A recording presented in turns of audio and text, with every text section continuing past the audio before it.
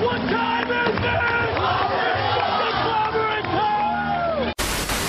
Tonight, the revolution begins. I'm expecting a fight, hoping for a war.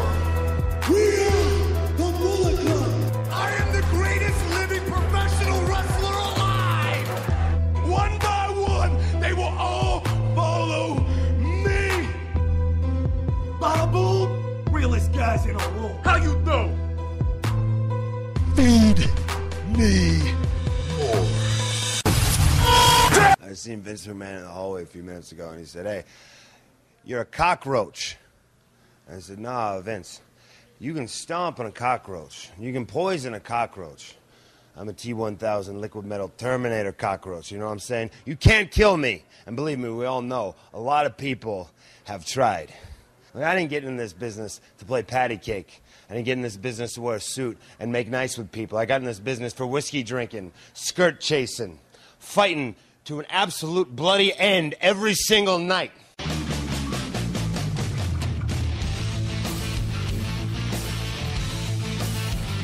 Ladies and gentlemen, wrestling to the mat.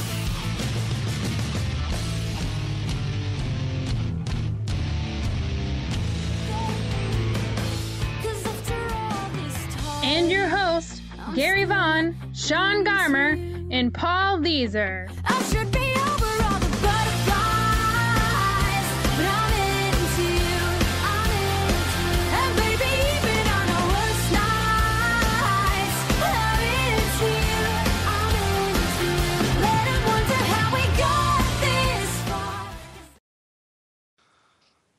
Hello and welcome to Wrestling the Max episode 154, where apparently the news is still into Hulk Hogan, and we are trying to escape that somehow. Oh, it's hard. It's difficult when everybody's talking about it still. And of course, we'll get into all the, extra details that have been a part of this. It just keeps coming, guys. We don't want to talk about it any more than you probably want to hear it, but there's more information, more stuff you may not have heard about that you're like, oh boy, not again. So, but we have a lot of other stuff besides Hulk Hogan to talk about today. Of course, we have a retiree in the WWE, so find out who that is. There's someone, you may not have seen in a while, but they are retiring from WWE. Plus, we are also going to get into some financials with a network. There's a lot of cool network stuff coming out. And, of course, some of the numbers that are actually generated and updated for the subscribers as well for the network. So you don't want to miss any of that. And a lot of other great news this week. Plus, we're going to talk Monday Night Raw, everything that it has entailed.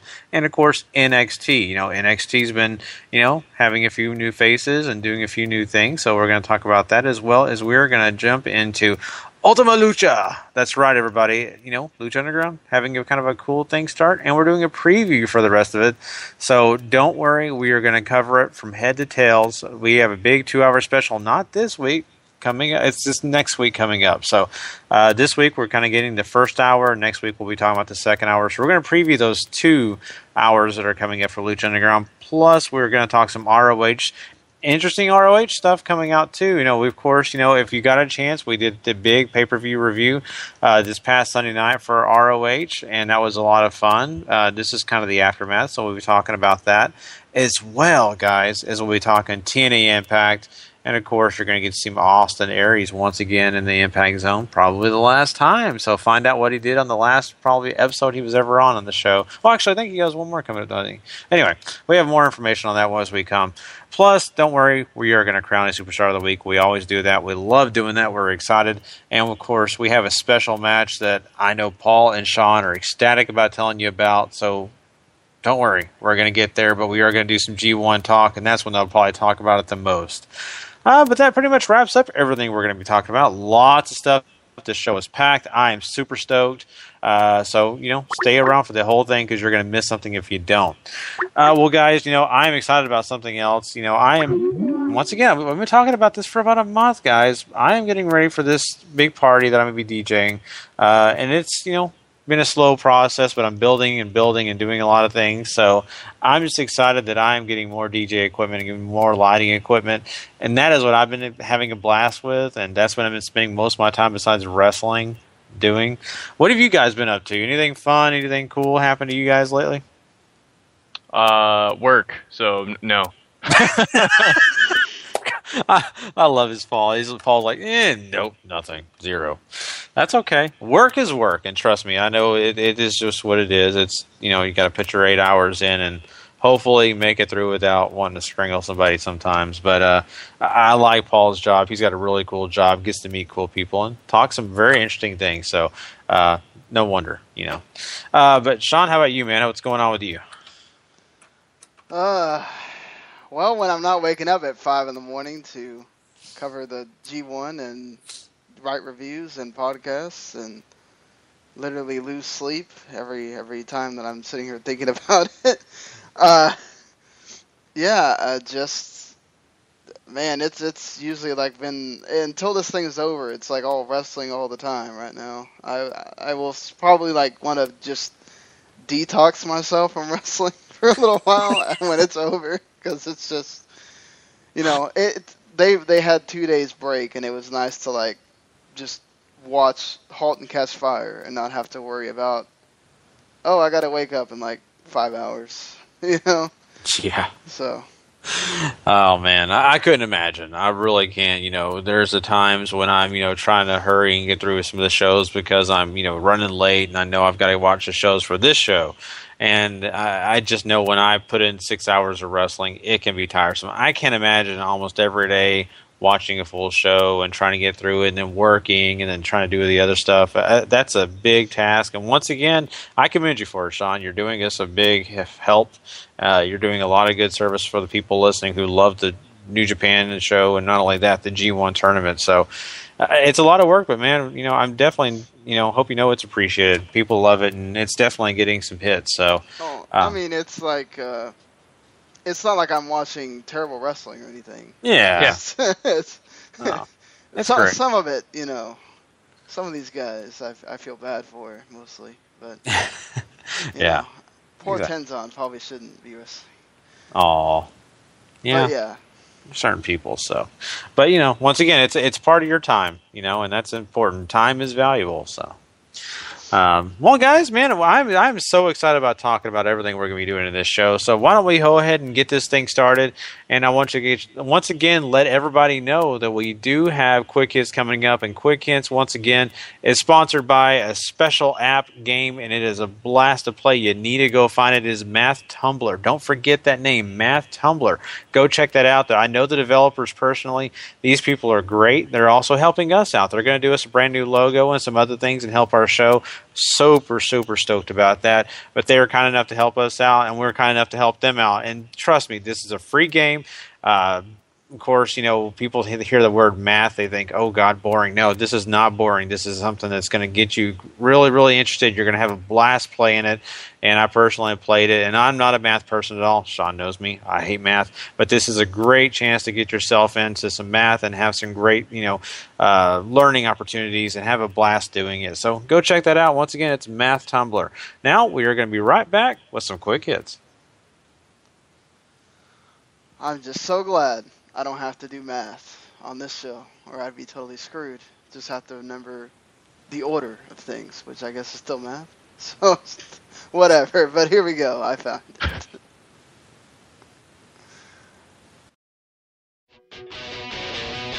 It's time for wrestling news. Quick hits.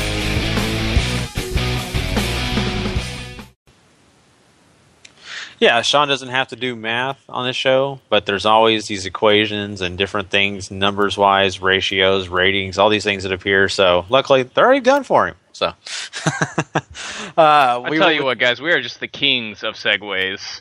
I know. We have to. We got to do it that way because there are so many times we're reading something else when we're supposed to be reading this. So, but anyway, the first thing I want to talk about tonight is a special retirement that just happened. It was breaking news this past week. Gary, you just ruined the segue. You could have gone to network numbers or something. I don't want to. I don't want to. I don't want to do network numbers first. Enough numbers, Sean. Let's talk about the number of years Layla has been in the WWE. So, yeah, that's right, people. She is retired. It is a shock. I mean, I guess a shock. Not really. I still was surprised she was still working for the company in the first place. Haven't seen her. Don't know where she's been. I guess she's been promoting WWE or doing something. But anyway, she's been a part of the company, and she's finally decided to call it quits. I know she's been, involved in a relationship. Just recently got engaged. I'm sure that has a big to do with this. So anyway, you just want to throw out that and just get your guys' thoughts on this. I mean, Layla's been a good wrestler for quite a long time, but lately she hasn't been around. How do you feel about this? It's sort of a shame. I'd say she's one of the better wrestlers I think come out of. I think she did Diva Search if I remember correctly. So she's one of the better people coming out of that. Not to mention her and Michelle sort of ran the Divas division for a few years. She had a really good run, I think, where she proved herself in the ring before she took that nasty injury. So, I mean, certainly somebody I wish would stick around for a while longer, but if she wants to have a family, then you can't begrudge anybody that either. Yeah, I mean, what Paul said is totally true. I mean, she was not one of the first, but she was one of the later ones that I think she kind of, after the stuff with Lay Cool happened and knowing that she had the platform to improve herself in the ring, she took that to heart and she went in and was kind of, after even Michelle McCool left, kind of leading that division around, and hopefully she'll come back and host the... I'd like to say, I mean, not that I really have any care at all to watch the Diva Search, but if she's hosting, it'd be kind of cool just to be able to see her do something for the company again, So, I mean, she definitely has the voice for it, that anytime you can get an English person to host, most of the time people will, die for it, so. That's true.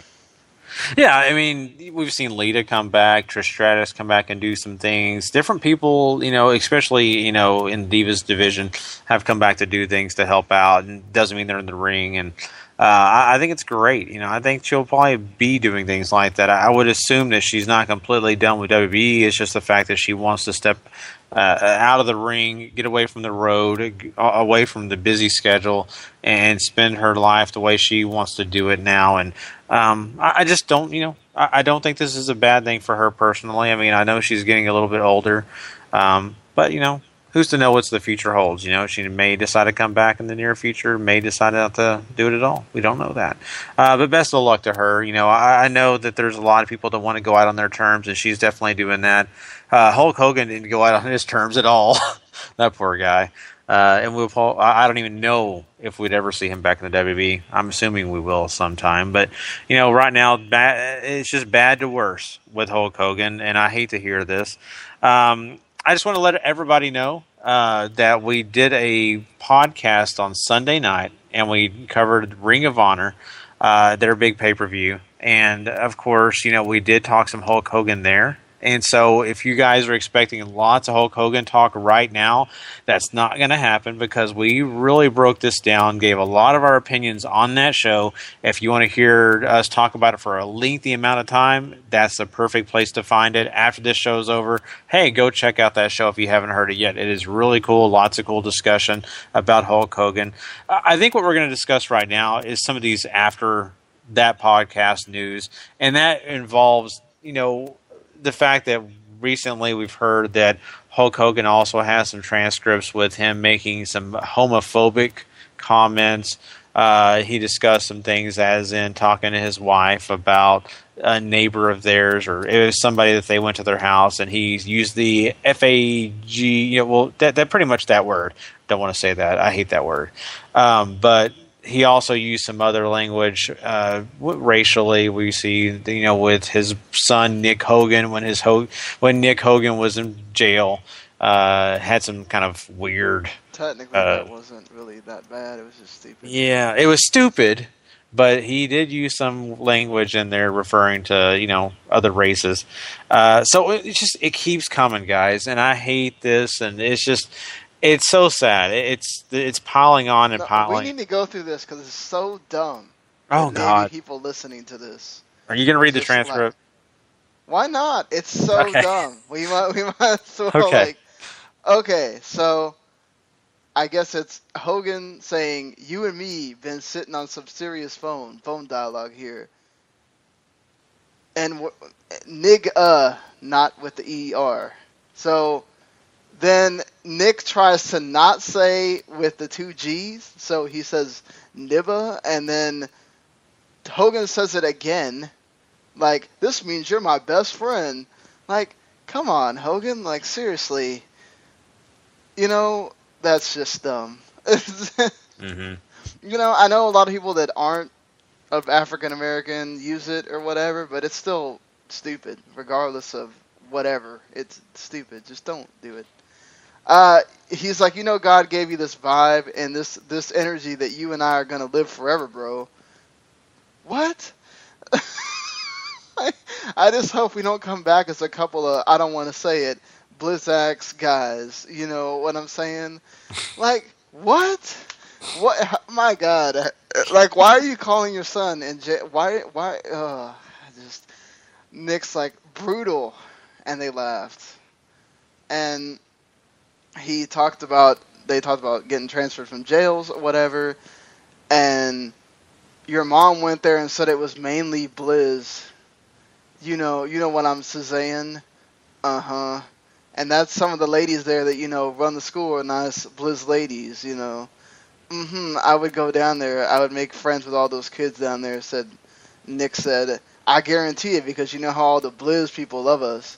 Like, what the hell do people do? Is this the phone conversations you have?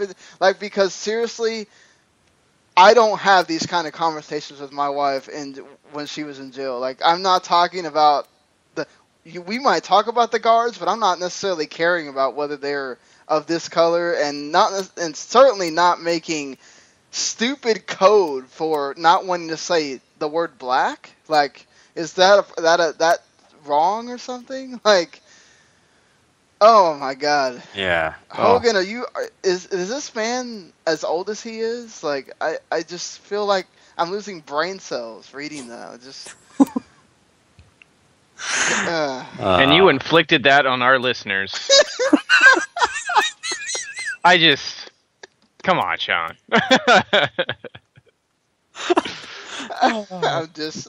I wanted to read it for the posterity of I wanted everybody to know how stupid it was. Mm-hmm. So we could all laugh together at how dumb. Yeah, it's just a sad amount of circumstances here. I mean, that is ridiculous. I would not imagine in a million years that I would want to be sitting there having a conversation like that with anybody. But it's once again, it's interesting because they focus so much on the race part of it. That's what I was interested in, despite the dumbness of it. I mean, to me, I'm like, why are you guys so focused on that? But, you know, I understand his son's in jail at the time, and maybe he has worries. I don't know. But obviously his son doesn't give a crap. He's sitting there like, yeah, come on, Dad. Like, really? Yeah. Well, you know, when you have lots of money in jail, and I have a coworker who's been to prison and spent 2 years in there, and, you know, he tells me how it was, and if you have plenty of money, you're okay. I mean, you're taken care of, and other people want to be your friend because you got plenty of money. So I'm sure Nick was not that scared, you know. But at a point, you know. But this whole thing is with Hulk Hogan. Do you guys think that this is ever going to slow down? I mean, it's got to sometime, but what I mean by that is, are we going to continuously hear things like this for the next month, 2 months, or do you think this is finally going to come to a halt? That was a news station that apparently seeked that out. So if there's going to be more news stations continually trying to find more things about the guy, then no. If people would just leave it alone, then maybe. I don't. Just. See, that's not how the press works. They get a hold of something, and now they're dead set on trying to paint Hogan as a racist, so they can keep making news stuff. Sadly, that is how news works in America. See, but this is like really bad, because this is a casual conversation you're having with your son, and this, like, of all the other stuff you could have said was in a setting where, okay, maybe there's some kind of alcohol involved, or he does, you know, there's something going on where. But this is like knowingly going around just thinking that that's funny. And at some point, maybe there is a little bit to this. Maybe it's not just. Maybe it's one of those, like, you know, he's old, so he thinks that this is funny because to him, like, this was really an issue and whatever. But just, I don't know, you know. like that story I told on Sunday, as much as, my grandparents felt about it, we didn't go around just joking and saying things like that. Like, I never heard her jokingly going around, yeah, those whatevers and those black people, and it's just like, come on, dude. Like, do you not have anything else to... I wonder if this is like what he just normally thinks about all the time. Mm-hmm. I have no clue. Yeah, and that once again, I've had my thought process on this, and just kind of as it comes and thinking about this whole situation, and I do feel bad for Hulk to some aspect because he was born in Florida, or not born. He was raised pretty much in Florida, right? If I get my head straight, but he's from that area. Spent a lot of time in that area, and that part of the country, let's be honest, there are some racial tensions down there at times, and I think that maybe he was, raised a certain way, and it's sometimes when people are around those kind of things, maybe using certain words or maybe having certain thoughts, it does affect you, and I think he kind of took it with him maybe as he grew, and it may not mean the same thing to him that it does to other people. He may not understand the aspect of it could hurt people worse than actually he think it does. So, but saying all of that, and that's the thing too. It's like you can kind of sort of feel some of the comments. Like me personally, I've been through that. Like I dated a black woman for 2 years. My entire family was not really cool with, even though my dad is not as bad as my grandparents are, and even though my mom and the Latino side of the family aren't that. But it's still something about it isn't present to you until you're presented with it. And then when you see that and you have to think about, okay, he's been with this person for that long. We have to think about the next step. What happens if there's more involved and now we have to live with this? Mm-hmm. And even the most progressive people, as much as they want to admit it, they will still have this thought in their head that, is that really how I feel? Just because everybody else is more accepting, is it how I feel? And I can kind of understand Hogan. Yeah, I don't want my daughter involved with this or whoever or who it is or whatever, but then he's gone beyond that now. Like he's made it so they've made it all look worse with all this other stuff that's coming out about him, because it's just terrible. It seems like it just doesn't end. And then not only that, but he just has gone the completely wrong way about saying I'm sorry. Just that's the worst part of this is I don't understand how a guy who's been on TV so long doesn't understand the correct way to get people to feel bad for you and say I'm sorry. Yeah, no, I totally understand that, and I just can't figure out that part. I mean, the PR firm that is working for him, or maybe they hired the wrong one, I don't know, but that was definitely a dumb way of doing things, and staying off social media was a smart way of doing it. He did not do that.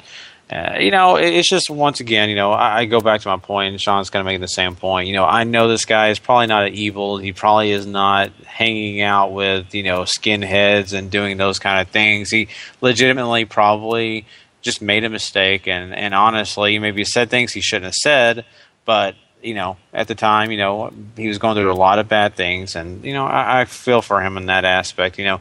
I know I have family. I have a great aunt, and my wife went down with me, and we went and visited my grandmother and saw my great aunt, and she actually used some words like that, and my wife was shocked. She couldn't believe it, and but it's because she was never raised around that. She doesn't understand. Being from Las Vegas, different part of the country, not understanding that sometimes in the South people use that freely. So it's what happens. You have to figure out what people's heart is, and I don't think Hulk Hogan's heart's bad. I just think he's made some bad decisions in his life. So. Hopefully, we'll get this all worked out. It's interesting. The Hulk Hogan situation has took him away from 2K.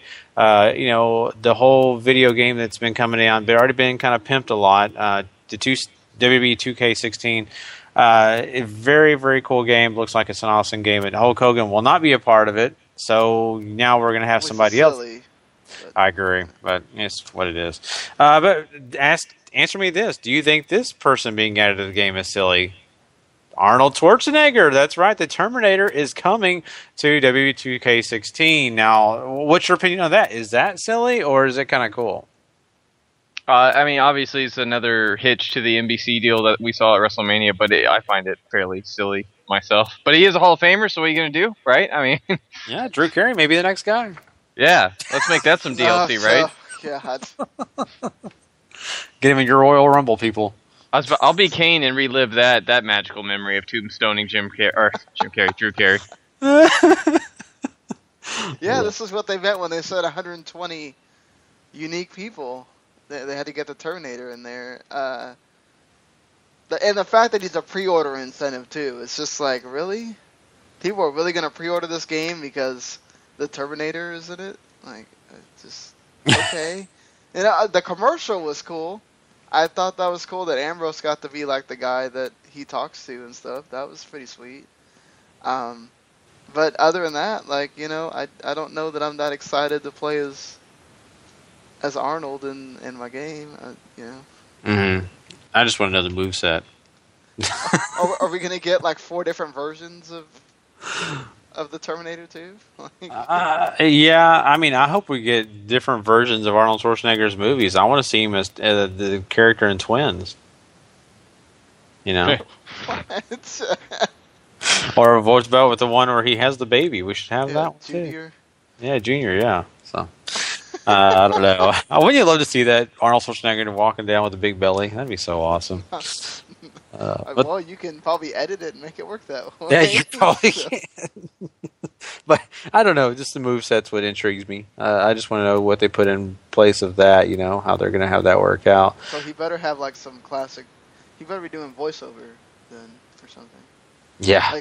Like, can you imagine like the final boss of the story mode is you have to be the Terminator to win the WWE Championship or something? Sweet Lord. Triple H. At least it would be like a video game, right? Yeah. Only if that same storyline involves me getting displaced in time and having to fight an army of Terminators in the future WWE somehow. That'd be great. I would play the crap out of that. We can have Doctor Who show up and give you the guide. Yeah. But if they did have that part of the game where you go into the future and fight anybody, I think in WWE at least, you'll be facing Gunner. Clearly. So, yeah. Because, he is wanting to come to WWE, and if he does make it, he could be a part of that 2K17, 18. If there's a God in heaven, I'll never see him on anything ever again. Just saying, he's made it public that he wants to be a part of the roster, so I'm going to throw that out there, Paul. I've never asked Triple H for anything in my life, but don't sign him. Don't sign him, please. What if they completely changed his gimmick or whatever, and he's not Create a Wrestler anymore? He will be Create a Wrestler forever. God, the hatred of Gunner goes deep here. Triple H note that there will be blood if you do hire this guy. So, someone's. Paul goes to the NXT show. It's like, I want to see Triple H right now. Yeah. Tell him about Gunner being on this show. Yeah. I love it, definitely. Oh, man. Well, you know what? Talking about the NXT, of course, the network is growing, and NXT is a huge part of that. And we have some financials on the network that we were kind of jump into. So, Sean, why don't you go ahead and give us a rundown on some of the big things they kind of talked about? Well, basically, everything except for the stuff, like some of the things, because WrestleMania wasn't in this quarter, it kind of affected some of the live attendance deals and all that stuff. But some of the other things, like even WWE Films went up. So if that thing's going up, they're doing good business. In fact, the network made so much revenue, they made more money off of the network than they made off of pay-per-views last year. So that means it's already making money. And people are, everybody was all about doom and gloom and, oh yeah, the network's going to do terrible and it's hurting WWE's business, and when they make this conference call, they're going to be just doing bad, and Jarrett goes to show, even though their numbers went down, they had 1.3 million. Now they have 1.15 million. They did keep approximately about 1.2 million through the quarter, though. So, that's pretty cool that they are. I mean, it's good for everybody because we don't want the network to go away, right? So you want them to keep gaining subscribers. People that are complaining, I understand that the only way to really hit them is also, drop network subscribers and everything like that. But would you really want the network to go away and have to go back to buying pay-per-views again? I highly doubt that. Yeah. There's also 217,000 international subscribers, so that's a decent number. I thought that felt small to me. It's small but that's actually good that all these people in America are buying it. Yeah, I mean that's true, but we always hear how popular WWE is overseas and all these other places, and not so much as far as network tells us. There are still some places like Japan, Germany, a few other places don't have it yet. So, I mean, I don't know how much that's really going to affect things, but right. I wonder if also people just never went and changed their VPN over. That's possible. The most exciting thing out of this is the fact that they revealed more stuff that's going to come, and something that they should have been doing like a year ago. They're going to have a reality series following around the NXT stars that are trying to make the main roster. Again, this should have been a thing a long time ago. Yeah, this should be tough enough. Yes, that should be tough enough. A table for three that basically you get to watch. Basically, you get a seat at a table with superstars and divas as they talk about things and stuff, I'm guessing. So, sort of like a round table, but not legends, current wrestlers and divas and stuff. That's cool. I mean, if literally they're eating dinner and they just have a camera there, it's supposed to be you. I mean, that's very literal, but it works.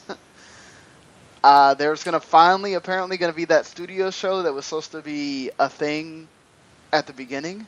Their WWE Sports Center sort of thing. That'd be awesome if the coach could be on it, but probably not. New episodes of W24, the WWE list, which I still have not watched one episode of. The Stone Cold podcast, which this Monday, Paige. And Camp WWE is finally going to get teasers.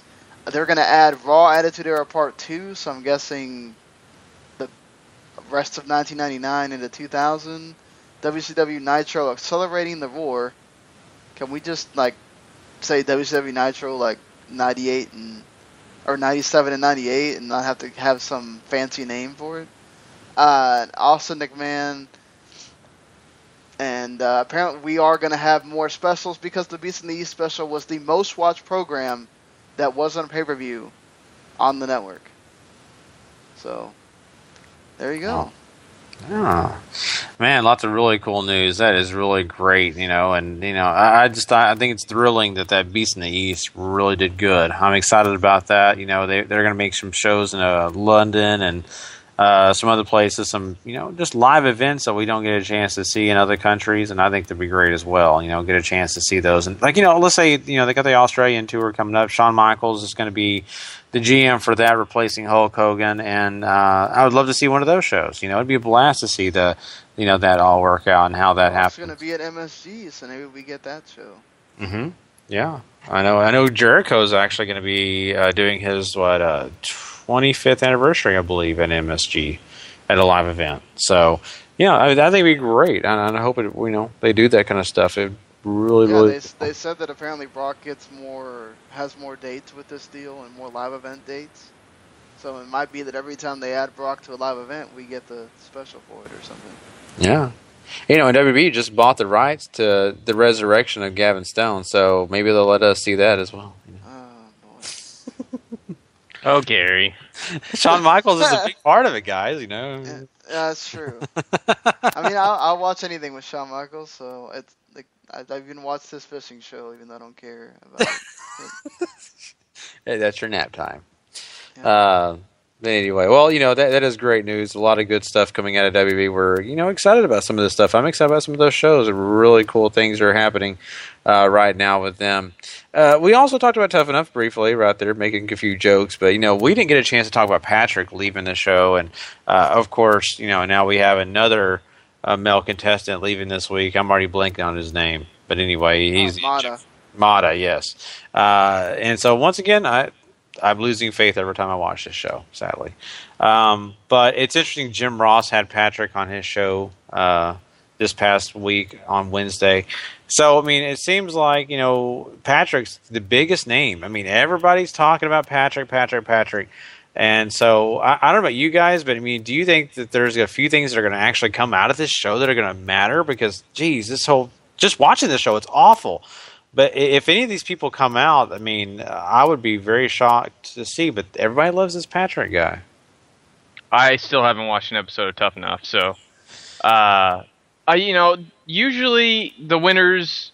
If we're just going by history, the winners don't have a great track record. It's the guys who lose, who get eliminated early, end up doing something. So it wouldn't shock me in the least that if some of these people that are getting eliminated do get signed quietly and start doing some stuff, Yeah, Patrick's probably going to get signed at some point, especially because he's the only one that has indie wrestling experience, and now he can use this to maybe go make him some money, and maybe somebody else will give him a shot.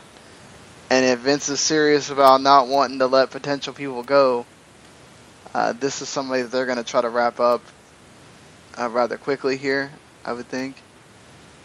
I think also, Mata's going to get signed. There's no way that guy's not getting signed. He has, I think, done the best out of anybody on that show. Every time they haven't cut a promo, that dude is on fire. I don't know that they're going to really go with that Egyptian character thing, but that's cool that he really picked something and went with it, and it's not really dumb like Silent Rage. That thing could actually sort of work. And he's intimidating, so it works, That's why what really bothered me about it is that, look, ZZ is a great character, and I get the fans get to choose what they want, and it's whatever, but really, how upset are you going to be when he finally gets up to NXT where he's on TV and he probably still sucks? Mm-hmm. And then you sat there and you're giving him a $250,000 contract when you can give it to somebody who's actually really going to try.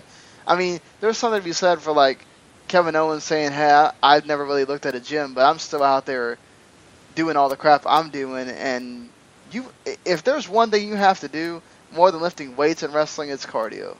Because you can be 150 pounds and 5'6" and wrestle people if you do cardio. You don't necessarily have to lift someone to be able to do wrestling moves, because there's plenty of wrestling moves you can do without lifting people. Mm-hmm. But if you get gassed in 2 minutes, which is going to happen, because that's the thing that people don't realize is you're in there and you're running around, and it looks like you're not exerting energy, but you're exerting as much energy, if not more, than plenty of sports, just doing that 15-minute match or whatever. So I don't understand how ZZ's not out there doing cardio and people are sitting there going, let's just keep voting for this guy, unless they're just trolling at this point, which is possible. Yeah, I think so. And I even think that Miz is trolling just being on the judge panel. He's kind of cool. He's kind of adds a new dynamic replacing Hulk Hogan. Adds a little bit more energy to the judges panel, but the way he saved, I believe her name was Amanda on the show, that was just stupid. So once again, dumb things like that just make people hate the show. Let's just be honest. So I don't know. I'm excited for Patrick just because he's gotten so much buzz, even from what this show is, not a great show. I think really he needs to move on, and he's in Maryland right now. I think he needs to move on and go to a Ring of Honor. There's a perfect tag team partner waiting for him right now, and his name is Cheeseburger. So I just want them to make that connection, So, but anyway, enough about Tough Enough. There's a lot we could sit here and complain about. So Let's move on and talk about the fact that TNA and Ring of Honor have actually moved up a little bit on their ratings, guys. I mean, this is kind of interesting, especially since Ring of Honor is no longer in that prime time spot at 8 p.m. Eastern. They've moved back to 11 p.m., so they're now not the lead-in show. TNA is the lead-in show. This is kind of interesting. Do you think this has kind of helped because of the fact that maybe Ring of Honor, for some reason, is not a great lead-in? I'm just kind of curious what you guys think. Why the numbers have gone up? Seemingly weird turn of events. The network, I don't think any of the numbers have stayed steady at all throughout the 10 years since they've added ROH to the lineup in Destination America. Like, some weeks they go down, some weeks they shoot back up again. So my best guess would be random TV watching, because I don't have any way to explain this personally. I mean, the TNA thing might have been the Jeff Jarrett Hall of Fame deal being promoted a lot. I don't know. I love his response. Yeah. It's just... That's good. That's really good. Because, you know, that's what Jeff Jarrett's thinking, I'm sure. Oh, yeah. ROH is going out. Now, here's the thing with ROH, though. They've actually done pretty decently in that 11 o'clock slot the whole time. Like, it seemingly works because they just watch wrestling and then a wrestling show comes on right after it. And they're like, oh, here's another wrestling show. I'm going to keep watching it. Whereas, here's this wrestling show that never gets promoted. See, this is what really gets so stupid to me. During Impact, they have that stupid bumper that says, you're watching Impact Wrestling. What? No way. I didn't know I was watching Impact Wrestling. They only tell you that like every frickin' 2 minutes on that show. I need a frickin' invisible bumper to tell me the same thing? Why not have that invisible bumper tell me that Ring of Honor is coming on next? You do it for Ring of Honor, you have a stupid bumper that says Impact Wrestling's coming on next the whole time. Like, God forbid you actually try to do something to help this show. That's dumb to me. I don't know, but still. Yeah. No, I agree. I'm glad that the show is doing something besides Destination America not wanting to really do much. Now watch, if this keeps happening, Destination America will say that Bigfoot show is what's doing everything. Dear God. How delusional can they be if that's the case? I mean, I could understand barbecue pit masters, but Bigfoot? Especially when Josh Matthews tells you in the middle of the show that that's what he's going to do on a Saturday. Man, what a loser you sound like. If I'm watching barbecue pit masters on a Saturday, that's what I'm doing. Oh, Matthews. What is he going to do once? Yeah, anyway. But you know what? I mean, all this is great. I have my biggest fear is the fact that people are watching TNA a little bit more because Bully Ray's on there. But he's no longer with the company. He's gone, and he left, 2 weeks ago now, I think? We didn't mention it when it first happened, but, he just, got on board, was, getting the crowd hyped up, doing all that stuff as GM, and now he's gone. He just, I don't know. I don't know what his reasoning was. He said that he was not happy with the state of TNA. Oh, boy. Oh. Didn't he know that when he signed? I mean, what did they just do smoke and mirrors on him for him to show up? Not happy with it. Who's been happy with the state of TNA in the past, how long? 5 years? Who's been happy there? I don't know. I mean, what do you think, Paul? Do you think this is an opportunity that we don't know about? Bully Ray maybe got some kind of offer. Maybe is it really that bad? He's just like, you know what? I don't want money. I'm just going to stay home.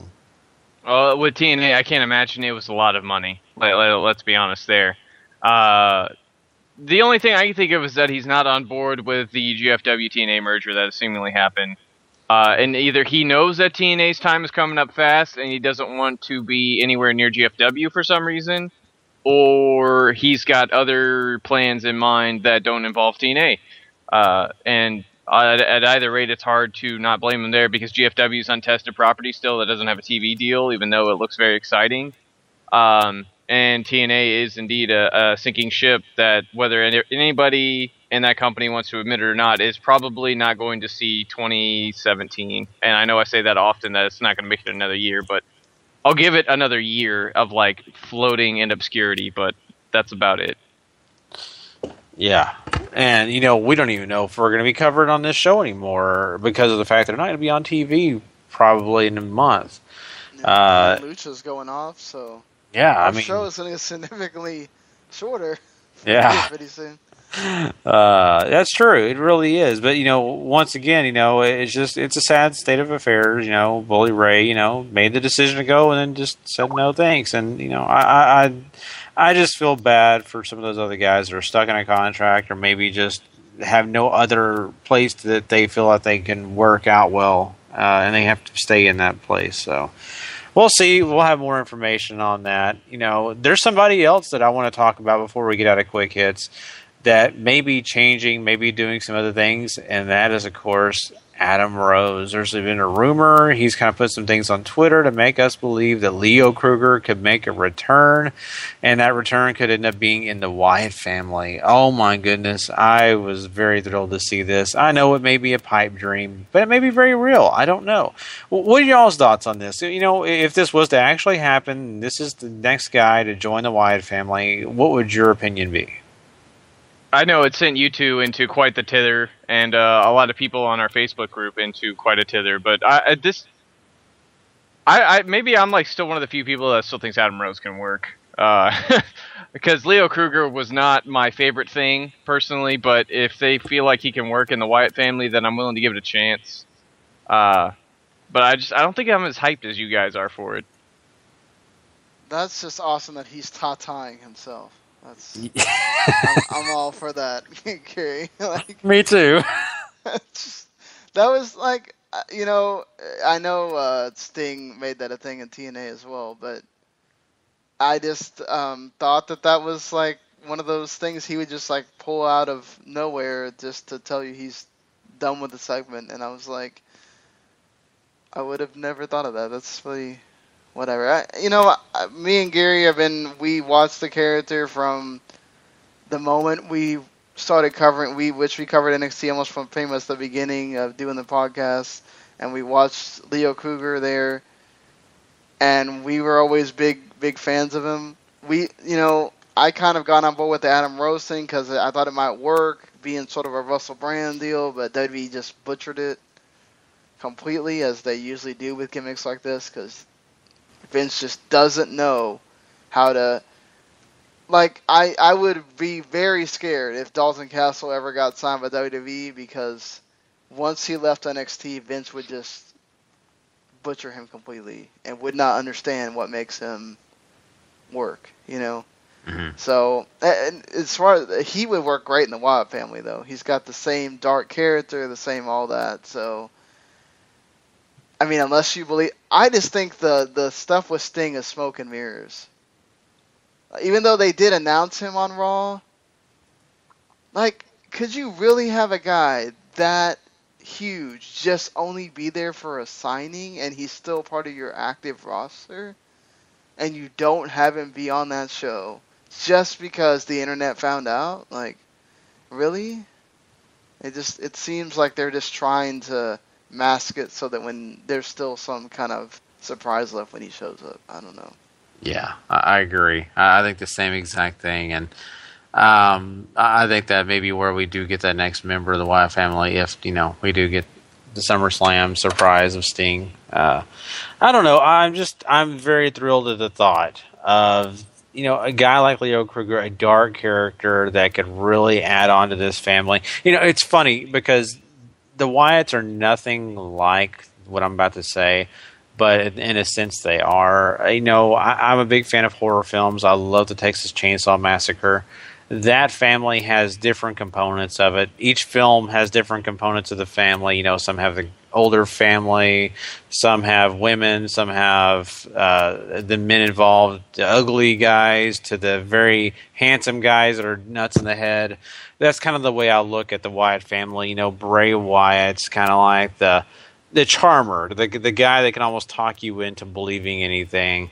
You know, Harper's there just to scare the crap out of you because you could just look into his eyes and he's insane. But when you add a guy like Leo Kruger, you're adding just an almost just really far out scary person. And that's what sells me on this, is because you really believe that if you stand in the same room as Leo Kruger, his presence alone could kill you. And that's the way I feel about him. That's how much I believe in the character. I know that sounds crazy to a lot of people, but that character, I could just buy into it so well. That's why I think it works. Plus, he's a hunter. He can just go around just, picking targets and saying, I just want to, take you out because I can. Oh, I know. I'm sorry, but I mean, I believe it was 2 Halloweens ago on this show, we played a clip of Leo Kruger and him saying a few things, and I was like, this is the creepiest thing ever. It's so perfect. Yeah, I didn't even know it was him until you told me it was Kruger. I was like, wow, okay. Yeah, it was very scary, creepy, and it works. It works very well with the Wyatt family. To me, it's a boost to the Wyatt family, which they very much need. Right now, at this time, they need that boost. So who's to know? Eric Rowan's cool and all, just WWE already pretty much showed you what they're going to do with him. Mm-hmm. And there's a time and a place for that, but right now you can't have a plethora of just a bunch of comedy characters. You need serious characters right now. Exactly. I completely agree. And I don't know about you, Paul, but I kind of like Leo Kruger as, he can be intimidating, but I also see a gentle giant. I mean, I guess that's not. I don't know. Like, the Adam Rose character is just such a perfect face that it's a shame that never worked out. But if you're gonna do face run with Leo Kruger, then I think the APA route would just work terrifically well for him, where you just have faces randomly come up to him. Maybe he doesn't need a fake office and drinking beer all the time, but certainly you could make some comedy out of people just coming up and asking this guy to go beat up this guy for him. Oh, I kind of like that. I guess that work too. Either way, as long as Leo Kruger is a character and being used, I'm sold. Adam Rose, I was willing to do it, but just never seemed to really jump on me and really make me excited. So that's just me, though. One thing that we're going to talk about before we do move into the rest of our show is SummerSlam. And that is the fact that they announced that it will be 4 hours long this year. So that adds a new dynamic, guys. I mean, you're going to get a pre-show, I'm sure, still at this moment, and it probably will have a match. So it's 5 hours of mm-hmm. Exactly. 5 hours of your time on that Sunday night. What do you think about this 4th hour? Do you think it was really needed, or do you think WWE is just kind of stretching it out to see if people like this? Definitely the second one. I don't feel like SummerSlam needs 4 hours. I'm sure they feel like if they're trying to keep the WrestleMania equivalency of SummerSlam alive, they think it needs 4 hours. But there are times where the 4-hour WrestleMania has worked well, and there are times where it hasn't. And having that twice a year now, if they're going to keep this after this year, is that's going to be a bit rough. Yeah, I think it is all about them trying to keep that WrestleMania feel to it. They already do all the other events around it, making it a big deal. It's in New York this year, so they really want to take advantage of that. I really do think that it needs to move around some of the big cities and not just be in Los Angeles all the time. I think that's kind of. I understand that they want to have that, but it's just you're taking away the possibility of. If you really want to make SummerSlam a thing, you could make it to where SummerSlam gets like WrestleMania, where people come and ask for it in the summer. So, I think this is what they're trying to do. They're trying to get SummerSlam up to that level, and the first thing you can do is add another hour so you make it seem bigger. I don't really mind it. I mean, at this point, we're used to seeing like the New Japan shows and all that. They can go 4 hours, and as long as the stuff is good on it, I don't care. If it feels like it's dragging, then I'm like, oh my god, we got 2 more hours of this crap. Great. It's just like Raw. It's just when Raw breezes by, who cares? Or when it feels like, oh, we're just 30 minutes in. Oh God. Mm-hmm. Yeah, that's one thing I have the fear for is the fact that by that if you've watched the pre-show, by the time you get to that 5th hour, you're already tired. You're like, okay, I've got other things to do. I've got to stay here another hour. Oh boy, that's the only fear I have. I think 3 hours is a task at times. Our show goes 3 hours, but there's a difference. People don't have to sit in one place and stare at a screen with our show.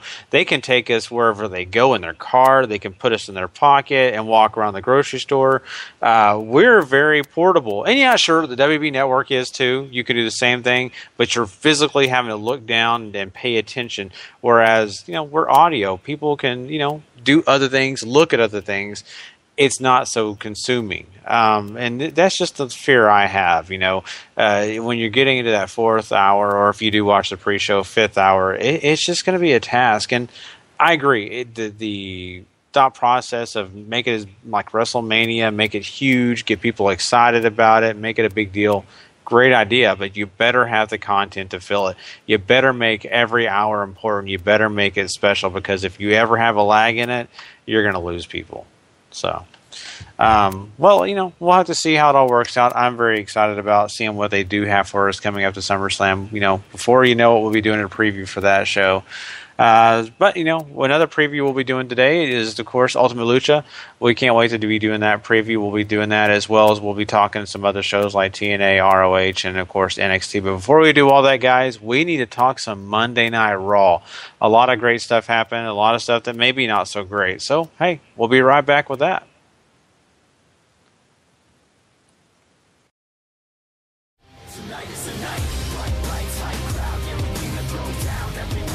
WWE Monday Night Raw. All right, Monday Night Raw was live from the Chesapeake Arena in Oklahoma City, Oklahoma. I was sort of hoping Jim Ross would show up, but I guess just not going to happen. Yeah, he's not allowed unless they invite. That's messed up. If he wanted to buy a ticket, what, are they going to tell him no? He can't. Look what happened last time Dean Ambrose bought a ticket. He ruined things.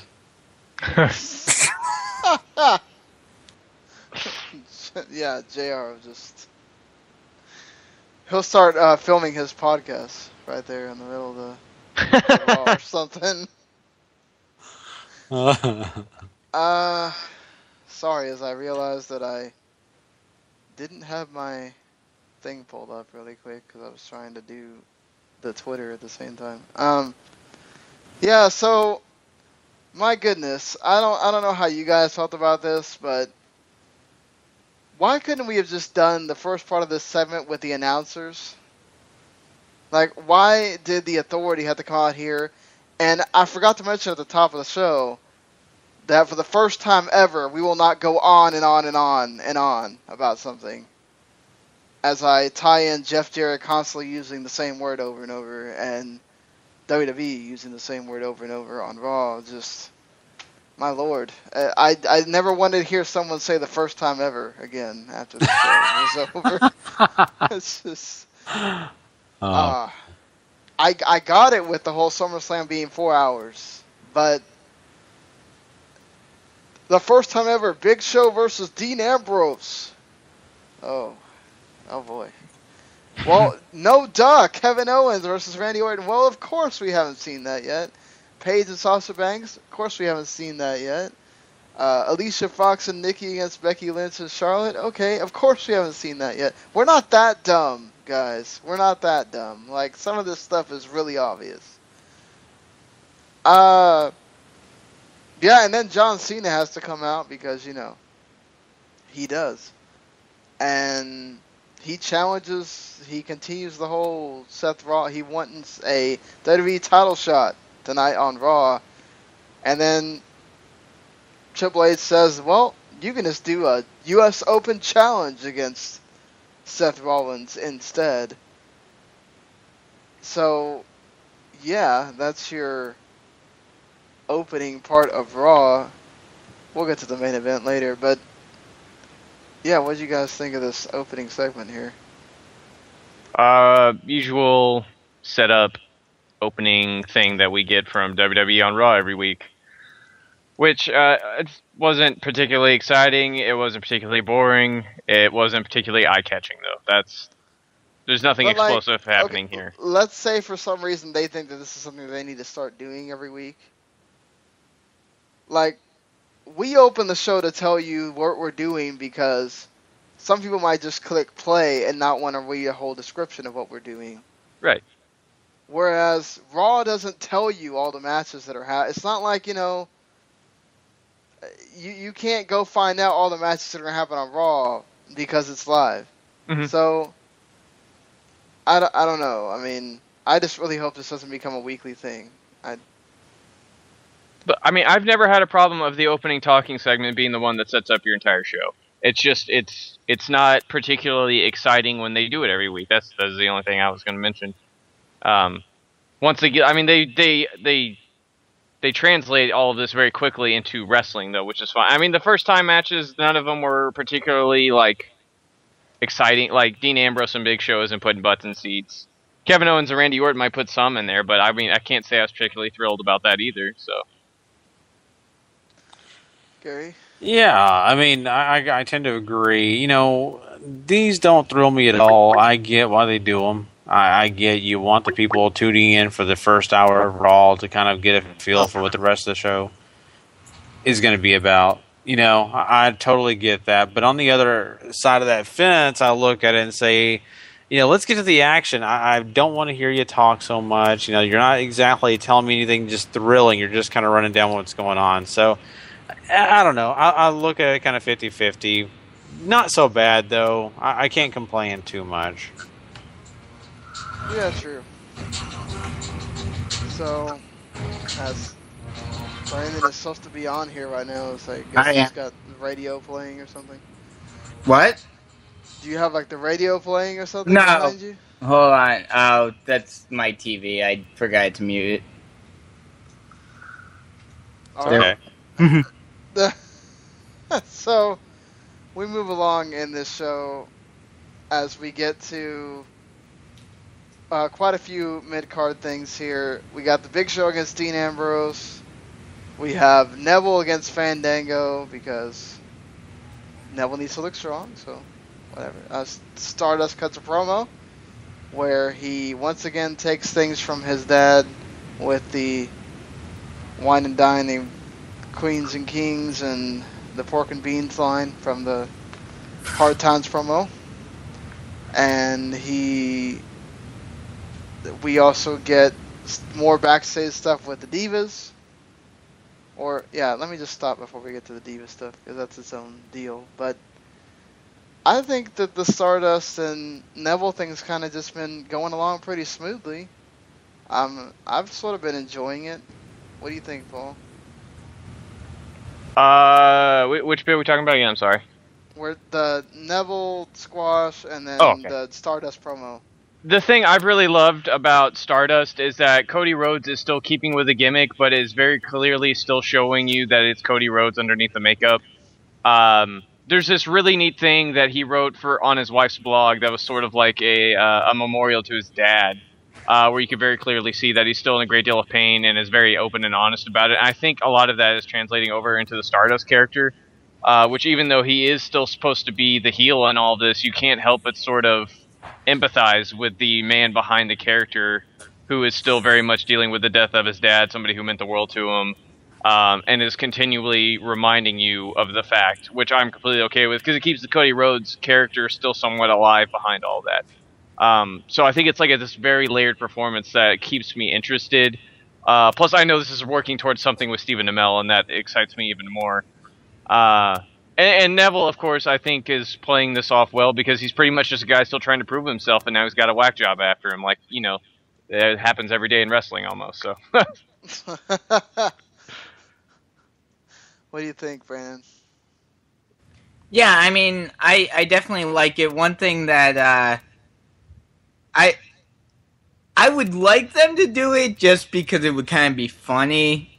and with them promoting the Terminator, like, on 2K16 and all of this, like, I have a feeling that someone's gonna make a Terminator reference because they're doing all this comic book stuff, and, you know, while Terminator isn't a comic book, it does kind of fit the mold as well. So that would be interesting to see if they do that. And, I mean, this storyline, while it's not, you know, there's nothing really amazing happening in it, it's still an interesting storyline. It's definitely something that, you know, catches my attention. And it's something good for the mid-card to kind of build up two guys that are very good wrestlers, that are very good athletically, and, you know, can do some things, and you can really, you know, play with this whole, you know, superhero, supervillain comic book type of thing.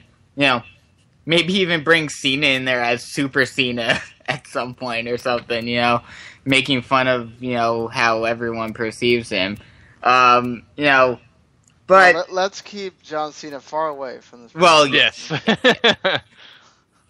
just saying, if they wanted to actually do something with Cena that was a little comical and was making fun of themselves, they could do it. But, yeah, I mean, it's been a good feud so far. I just wish that there was a little more in-ring stuff between the two, because, I mean, both of them... I mean, obviously, we're gonna get a match, but, you know, I would like to see, you know, like, you know, Cody maybe get, like, some minions or something and, like, attack Neville while he's in a match or something, you know, and play off of that supervillain type of persona. I don't know. I think that starts ruining it for people when you make it too goofy. Well, I mean, we already have the putties on Lucha Underground, so I don't know if we need to bring together, you know, minions or anything else. I'm not sure. But that works for Lucha Underground. They have dragons flying. Yeah. In, so. That's true. But I mean, this whole feud is kind of funny and very, you know, I don't want to say childish, but, like, you know, it's definitely something that, you know, it's more of a fun gimmick. Or isn't that the whole point of super villain shows or superhero shows? They don't sit there and fight each other all the time. The big villains, they make you wait. So that's what they're doing, they're making I you agree, wait. but at the same time, the big villains also want to try to, you know, they're the ones that, you know, hide in the shadows, and they're like, you know, I don't want to fight you face to face. I'm gonna send my minions after you, and, you know, take you down that way. Well, we'll just start putting Fandango in the paint. Yeah. You know, this whole thing, to me, it's fine. I'm enjoying Stardust. You know, once again, you know, he is, you know, sticking with the character. He's doing all the things that he needs to do to try to make himself, you know, stand out. Yeah, sure, he borrows things from his dad. Sure, he borrows things from Goldust, but that's completely okay. You know, we all know that him and Goldust were tag team partners, so that kind of works out. It's not a bad thing. I'm just really curious to see how they're going to progress, and, you know, how it's all going to be finalized when he does hopefully face Stephen Amell and get that thing going. You know, of course, I'm sure that will happen since he did make that reference in this particular promo we're talking about. So I don't have any problem with it. I really don't. You know, we got Mighty Mouse. We got a guy that looks like the Nintendo video game Starman. And then, of course, we're going to get Green Hornet. Or Green Arrow, excuse me. Sorry. Nice Starman reference. I love Starman. Yeah, I mean, I think, too, is what, you know, I think Brandon pointed out, that we are on this show complaining about how the mid-card needs storylines focused on them, and we're getting one. So, you know, I think we should give them some credit for that, because we don't get this all the time. And even though it's really just leading to something else for Stardust, it's still cool that we're getting a storyline between two mid-carders, because normally they just have them out there wrestling all the time. Right. And not just that, not just a storyline. I mean, yes, we've had some storylines with, you know, like Dolph Ziggler and Rusev and all of that, and Bray Wyatt. But a more cohesive storyline where there's something beyond just, oh, I want to beat you down for no reason. Right. Like Sheamus and Randy Orton. Exactly. Or Big Show versus Ryback versus Miz. Actually, that one has a point. They're trying to go for the title. It's fine. Well, okay, that's true. That's true. But, I mean, like, even then, like, back in, like, the Attitude Era and and before, for even when it was going for the title, there was still a secondary story behind it. It wasn't just, oh, I want the title. It was, I want the title, but also I'm facing you because of this. Well, yeah, now they just have The Miz being a dick on commentary. So. Yeah, exactly. Yeah. So, he does quite well, by the way. Well, yes, Miz would be perfect as a guy once he's done to basically be the new JBL and go into commentary and just be a dick the whole time. I think he's already much better than JBL. Oh, yes, I agree with that, but I'm just saying, like, once he decides I'm done wrestling, like, I just love, like, the Miz's little quips, like, oh, he got chokeslammed? Oh, I would have kicked out at one. Whatever, Miz. I thought the Ambrose and Big Show match wasn't that bad, honestly. No, I mean, it made Ambrose look incredibly weak, though. He was trying to continue to break the 10 count. I mean, that's true, but yeah, I thought this was one of the better Big Show matches we've seen all year. Honestly, yeah. Big Show I think did his job well. I think Dean played the great I won't say babyface in peril, but certainly the underdog role very well, which he's like a natural fit into at this point. I mean, I think the finish works well. Personally, I didn't have any trouble with or any problem with anything in this match, honestly. Yeah, I mean, this fits Dean Ambrose perfectly. He's a guy that doesn't give up, facing a guy like Big Show who's able to throw him around, and I think Dean Ambrose is one of the better guys as well to sell what Big Show's doing to him. So I don't have a problem with it. I think, in general, Dean Ambrose sure didn't get a chance to win, but, he's the guy that doesn't always win. He's kind of, I guess Paul said, kind of the underdog in a way. He's the guy that scraps. He's the guy that finds ways, and I won't use this term exactly to match him because it's very much a Triple H thing, but he may be the closest thing eventually, I think, to the guy that's got the cerebral intensity, I'll use it that way, and a cerebral thought process to make things happen because he is so scrappy.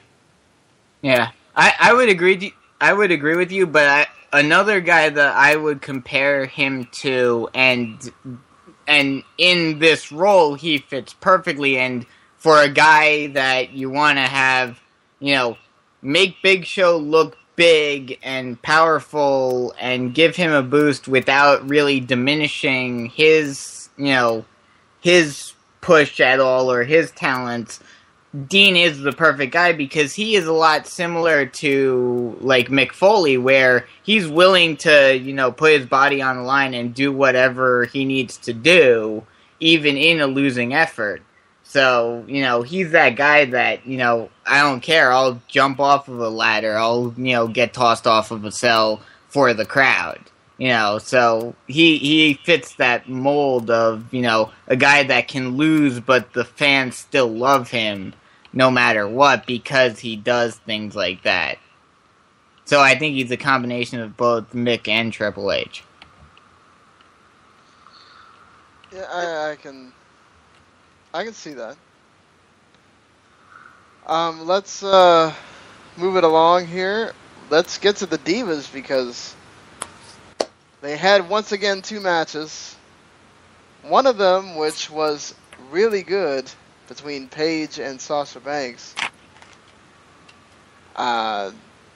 What do you think, Paul? I mean, that match was Paige and Sasha was we finally got something that resembles what we see in NXT a lot. and the crowd took to it. Absolutely. That was going to be, I think the most important thing was the live crowd took to it. Because you and me and Gary and everybody else who watches NXT and loves the women's division on theirs can praise it as, till the cows come home. But until it starts making a difference in front of arenas full of 15, 20,000 people every Monday, where nothing's really going to change. And this is what the Revolution is all about, is making it matter on a bigger stage. And this match, I think, certainly did that. These two went out there, put on a good match. There were still some rough spots here or there, but they certainly brought something special, I feel. It was a match, might have been match of the night, actually. Do you think that they could just do with one match for now? Like, that they run the possibility of overexposing it if we just keep getting these two matches? Or is it more about the statement that instead of having another filler men's match, we're going to come out here and have two women's matches just to make a point? Or what do you think about that? I think it's much more about trying to keep the women's division in the spotlight as much as possible, which two matches certainly does that. I also feel like they're still trying to establish, they're trying to establish 4 new characters essentially on screen now, with all the NXT girls. So keeping them in the mix and in front of your television screen as much as possible is the way we're going to achieve people caring about them. Yeah, I think... I don't know about that Best Sage segment, though. That was a little... I thought it was fine. Yeah. There's some hokey stuff in there, but... Well, you're going to get that. It's wrestling, man. Yeah. I feel bad for Becky, though. You can clearly tell they don't really want her to talk. And it's just... She can't help it. She has a strong accent.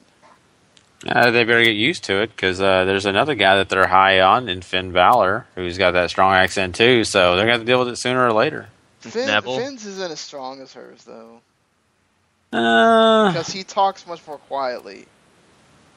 Yeah, I guess. I mean, I think the fear is you've got Sheamus, you add those two, it's, Neville.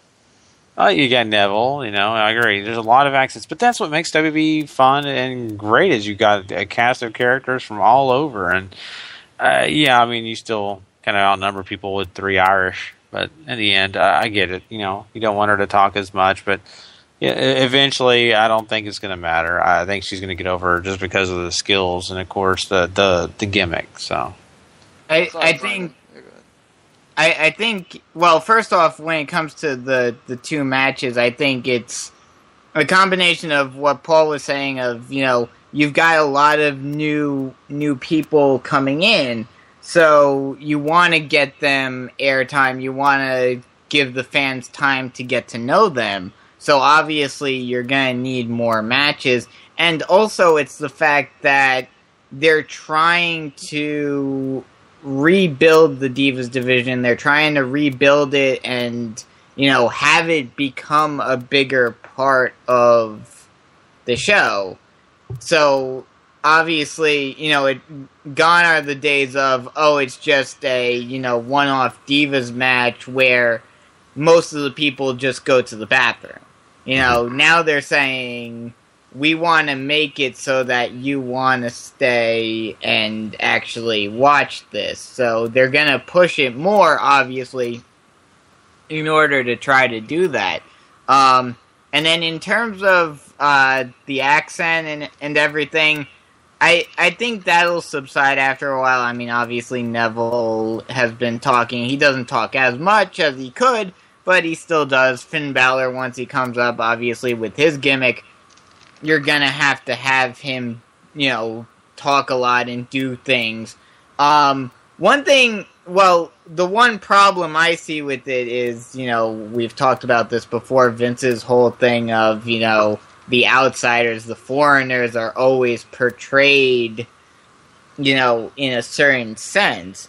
And in this situation, if you really wanted to, I mean, Finn Balor less so and whatnot, but if you really wanted to, you could, in theory, have, like, a whole,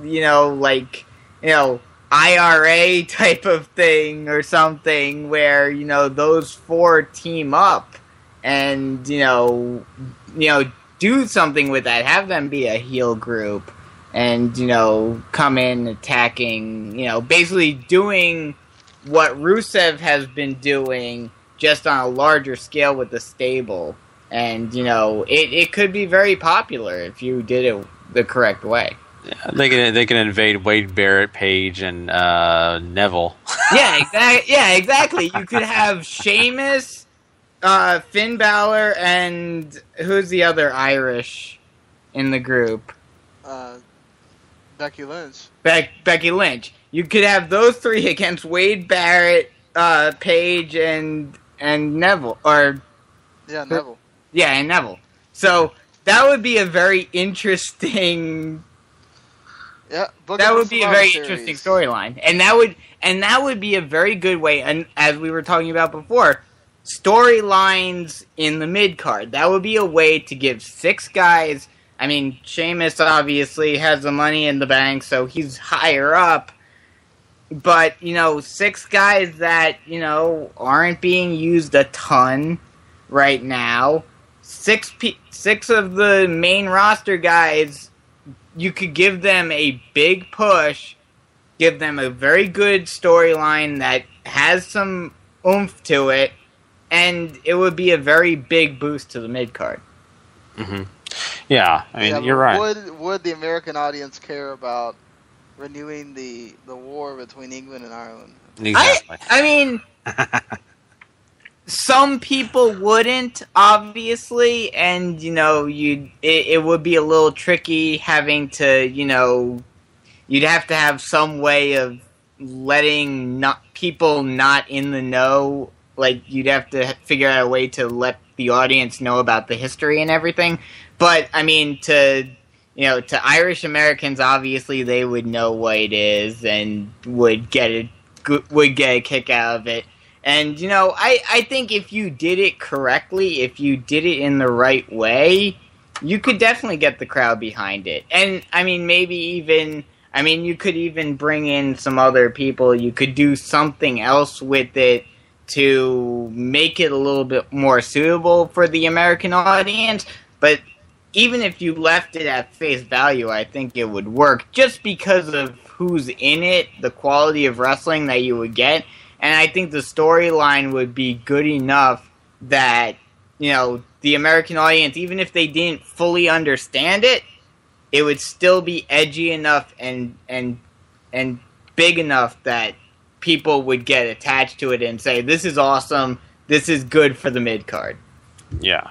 I understand. Yeah, you make a good point. The one thing I'll look at here is the fact that, it would take a lot of work. You'd have to really get the audience to understand where you're coming from. And I think they got enough on their plate. I'm not sure if they got, they could probably pull it off if they wanted to. I'm not sure that'd be their first thought process to start something like that. But I will say this. I think that they really have started something. They need to put the work into it even more. And that's getting this Divas division, the revolution of it, moving forward. And from what I saw on Monday, I've got to mirror what Paul said about that. It is coming to a fruition to an extent. You're kind of seeing the birth of it to really get you excited about watching Monday Night Raw all the way through, no bathroom breaks. And, of course, we'll have to see, how much people really do latch onto this and not just make this that was a flash in the pan thing. I hope it becomes a thing where they expect it, and I hope they continue on this process. It's not perfect yet. It's not going to be perfect, but until they can get this whole thing settled, I think at least right now we can say this is a positive. Yeah, I mean, they booked themselves into the storyline with the teams so that they wouldn't have to put too much thought into individual storylines, and so that they can kind of introduce the new divas without having to totally have them out there in singles all the time. So, I like the idea. I just still really hope that the story that's around all this keeps growing and actually goes somewhere, and not that it's just these 3 teams constantly over and over and over and over, and Mm-hmm. Well, that's gonna be the key is once these teams break up, how they're gonna be able to keep these all of these women working well and having individual storylines for them. I mean,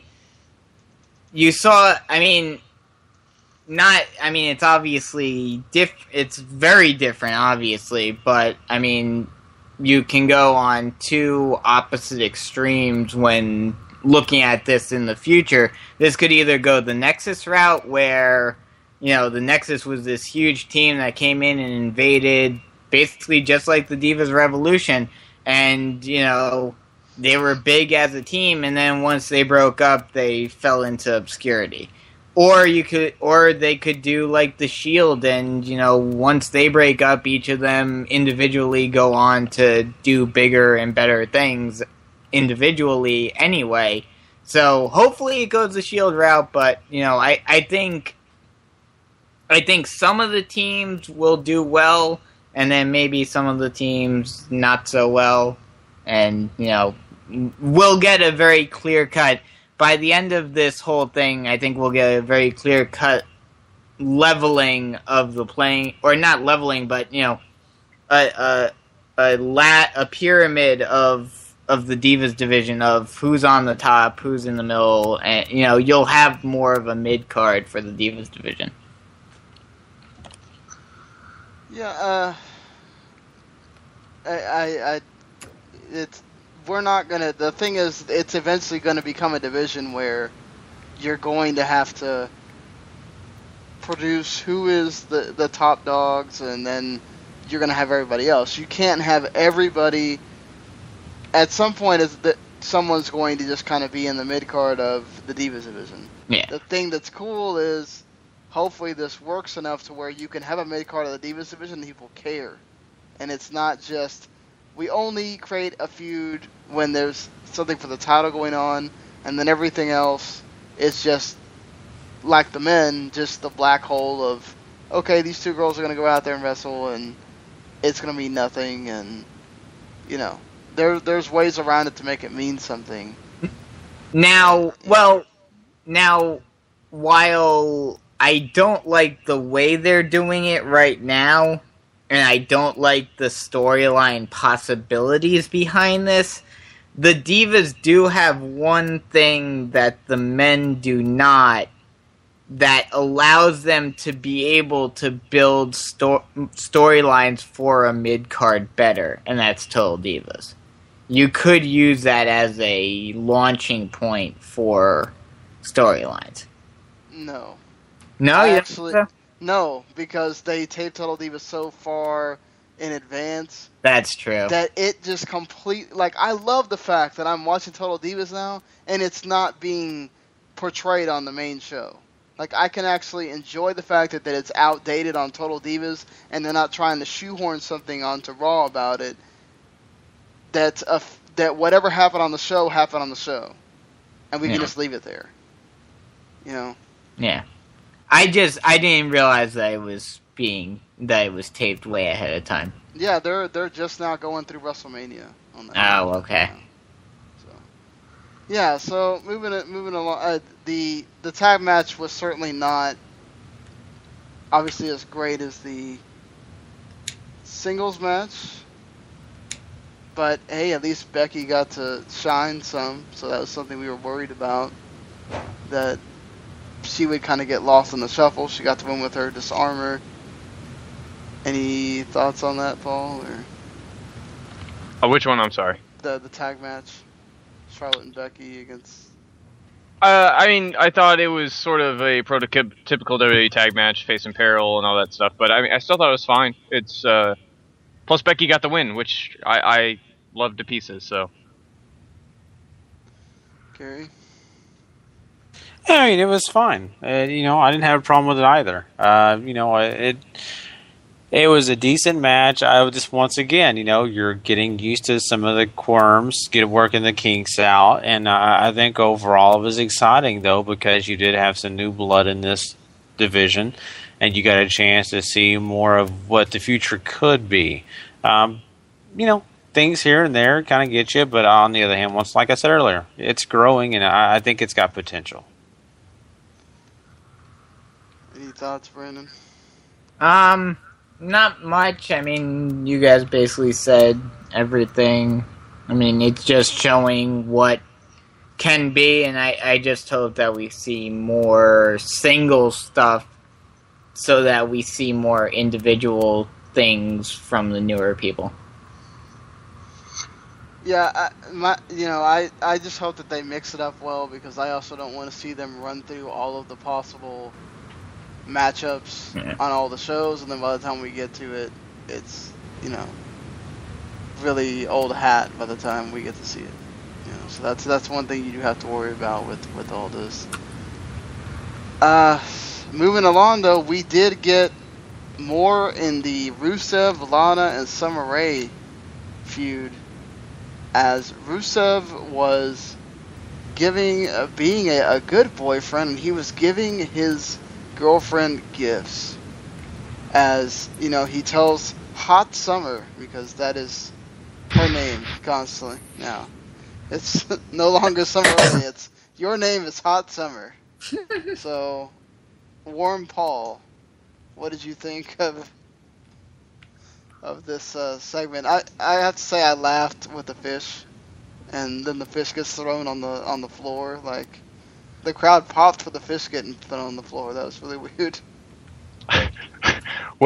Well, Simmering Sean, this whole angle, it didn't do a ton for me. It was funny, but we're missing a lot with Dolph not being here, I feel like. But I did like Lana just sort of jumping on it and standing up for herself very quickly. I thought that was cool. But I think the whole, saying she's a cold fish, I thought was a really lame little joke, because I don't know if anybody even knows what a cold fish is anymore. But the first one with the dog I thought was kind of funny. Yeah, I thought the same thing. I was like, okay, that's such an old term. That's something my grandparents would use, Yeah. Cold fish, Cold fish. Yeah. I don't understand that to an extent. I mean, maybe it's a culture thing. Maybe they just... It's also it goes back to the first joke he ever made about Lana. Yeah. Calling her the cold fish. So. Well, I thought the same thing, though, when he said that joke. I thought the same thing. I thought, okay, is Bulgaria just now getting some of the catchphrases from the 1950s? Well, you could look at that in one of two ways. Either A, it's because of that, or B, it's because of how old the writing team is. No, that's what's weird is Vince never wants stuff that's old. He won't have numbers in WrestleMania anymore because it makes it look old. But he'll throw out cold fish. Yeah. With a literal fish in there too. Bass with its head cut off. I mean. Yeah. I heard people, hate on this segment, and I'm a little bit shocked, only because I didn't find it that bad. It wasn't the best they could do. I thought it got to show Rusev have character. Yeah, and I think also Summer. I think both of them got a chance to show character and do more than they usually do. But most importantly, you're right, Sean. Rusev needs it. He needs to grow, and he is. And I think it's important. But overall, I didn't think it was bad at all. I've heard some people say how stupid it was and how it didn't help anybody. I disagree. I think it was okay. I just thought it was funny because you could totally tell that Summer's face was not anywhere near the fish. Yeah. So, that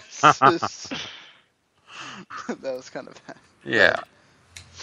Yeah, I mean, so we want to go with more comedy. I want Titus O'Neil on commentary every week. Can we just make that happen? Because he is just awesome. The fact that he was trolling everyone with so where do these Puerto Rican bullfighters come from? And then JBL's like, how do you know they're Puerto Rican? Come on, JBL. Come on, everybody knows who these guys... he's just making kayfabe right there on TV. It's just... Man, you made this thing great. And then he throws it back to Darren and making funny stuff. And then, of course, the match was actually pretty decent from these two. The no-hand springboard into a kick from Kalisto is ridiculous. And then Kofi Kingston coming down with his ridiculous hip and skip, and the way he claps is just total hilarity. I mean, he can do that every time I see him, and I'm gonna laugh every time. It's so good. They have that down so well now. They were actually, I don't know if you guys noticed, but they were doing it during the ROH show, and they did it at the NXT show a bunch too now. That clap from the New Day has now become a thing that you use in other chants. Yes. Huh. So, Kind of like the RKO in St. Louis. yeah, exactly. Just, that's how you know you got over. Now they use your clap for other things. But what'd you guys think of the match and everything involving here? I mean, the more we get to troll JBL, I'm all for that, Paul. Exactly. Yes. The match wasn't that bad, but the primetime players really get to shine in commentary. And I'd almost be okay with them just coming out there and calling every single tag match by themselves.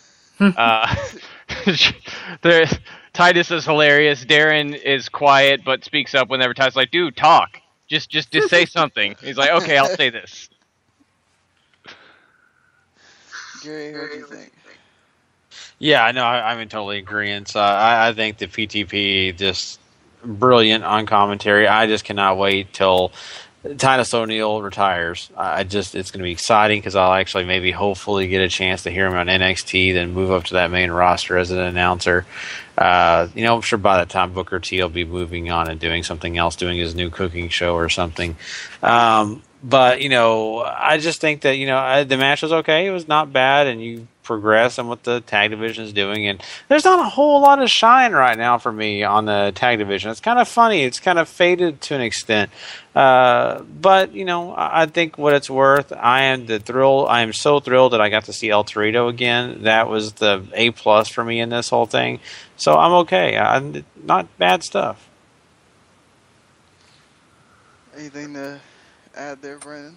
I mean, yeah, the whole primetime players thing, it's just really funny, and I mean, yeah, they bring a lot of character to the tag team matches whenever they're on commentary, and also it puts some heat on both them and whoever is fighting, because they can do some snarky comments against the two teams and try to make a more of a rivalry between whoever they're gonna end up facing for the titles and them.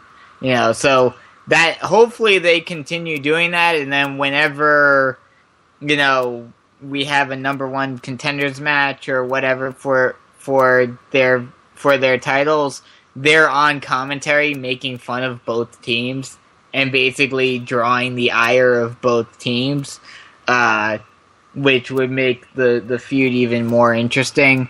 And then in terms of the match, I mean, it was pretty basic, tag team, lucha style. So, I mean, those are always fun to watch. And, it's fun seeing two lucha teams go head to head because you always know that you're going to see something spectacular. Yeah, agreed, because you don't see it that often. So hopefully. Oh, and they're such high flyers. They do crazy stuff like Sin Cara dropping off the top of the chamber. Yeah, that was just weird. Because that poor guy felt like he was really supposed to be trying to do something else, and he just couldn't get the lift, so he's like, yeah, I'm not going to break my neck right now. So, let me just drop on these fools.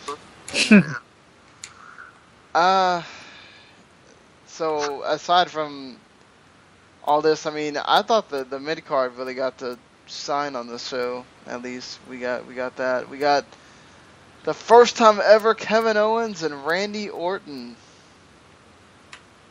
Except for Sheamus was at ringside and eventually just kicked Orton. And yeah, that was the way the match ended. What did you think, Paul? I thought the match was fine. I just I don't dig the Sheamus Randy Orton thing. I don't know why it needs to keep going, but it's whatever, I guess. What are I they fighting about? Like, I don't know. I don't know, Sean. Gary, do you know? Brandon, do either of y'all know what this is about? Why doesn't Randy just go for the case? Like, well, is that what I have a feeling that WWE has no idea what to do with Sheamus with the Money in the Bank briefcase, and they're gonna do something. They're gonna end up having it where Orton keeps on being Sheamus, and eventually says, "I want to face you for the briefcase," and Sheamus will accept, and they'll give the briefcase to Orton because they think the only two people that can go over are Cena and Orton. Yeah, no, like watch that'll be like the week before. Oh yeah, it's all of a sudden for the Money in the Bank case. Yep, precisely. Yeah. Because we finally figured out a way to make people care about this feud. Oh, let's do it for that. Oh. No, this feud all stems back when Sheamus first came into the company. Everyone forgets about it. It really it stems from when basically Randy Orton got the Shamrock tattoo on his ankle and found out that Sheamus had it too, and so it became a bidding war of who could actually show it. Neither can because it's the same. So okay. Yeah, it's just a secret. Just to let you know. Good enough explanation than anybody else is given. Yeah. So. Inside information, just to let you guys know. I heard it first from Jimmy Hart. Yeah. Francisco. Jimmy Hart, Francisco. What is that? Jimmy Hart's. This guy met at the bus station. Yeah. Anyway, let's move on to the main event. U.S. title match between John Cena and Seth Rollins. Obviously, the big thing here, John Cena doesn't move his face away fast enough, and Seth Rollins busts John Cena's nose. Blood everywhere. They stop the match so that they can clean it up. This is one of those situations where I was totally fine with it because he's actually, the blood is dripping. Like, you don't need that dripping on people. It's not necessary. John Cena wins by making your WWE World Heavyweight Champion tap out to the STF. If you didn't know John Cena was now the contender, you know now. What did you think of this match, Paul? And how about that ending? This was one hell of a wrestling match. It was even more impressive that Cena kept wrestling with a very clearly broken nose that swelled up to 3 times its normal size. And Triple H was jealous of that nose. Totally. Totally. I don't know how big a fan I am of having Seth Rollins tap out, but, who doesn't tap out to Cena anymore these days? Hopefully Seth Rollins can get a win back on Raw whenever we get the obligatory WWE title match. I'm assuming some sort of match like this is coming between the two, and whether he makes him tap or not, just a clean pinfall I feel like would be fine too. Yeah, I mean, this was a pretty decent match. I mean, you got, of course, the broken nose involved, and of course Seth Rollins being the poor guy that will probably get the knee banned pretty soon here. Versus the curb stomp. Might as well just stop doing wrestling moves. We're gonna ban the that's what I fear.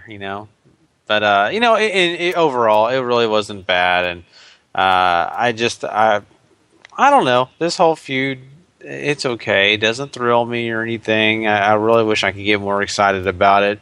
But not a bad match at all. It was interesting. Brandon? Yeah, I mean, it was a good wrestling match. I don't know what the whole broken nose does. I mean, it could intensify the feud. I mean, if you wanted to, you certainly could do something with it.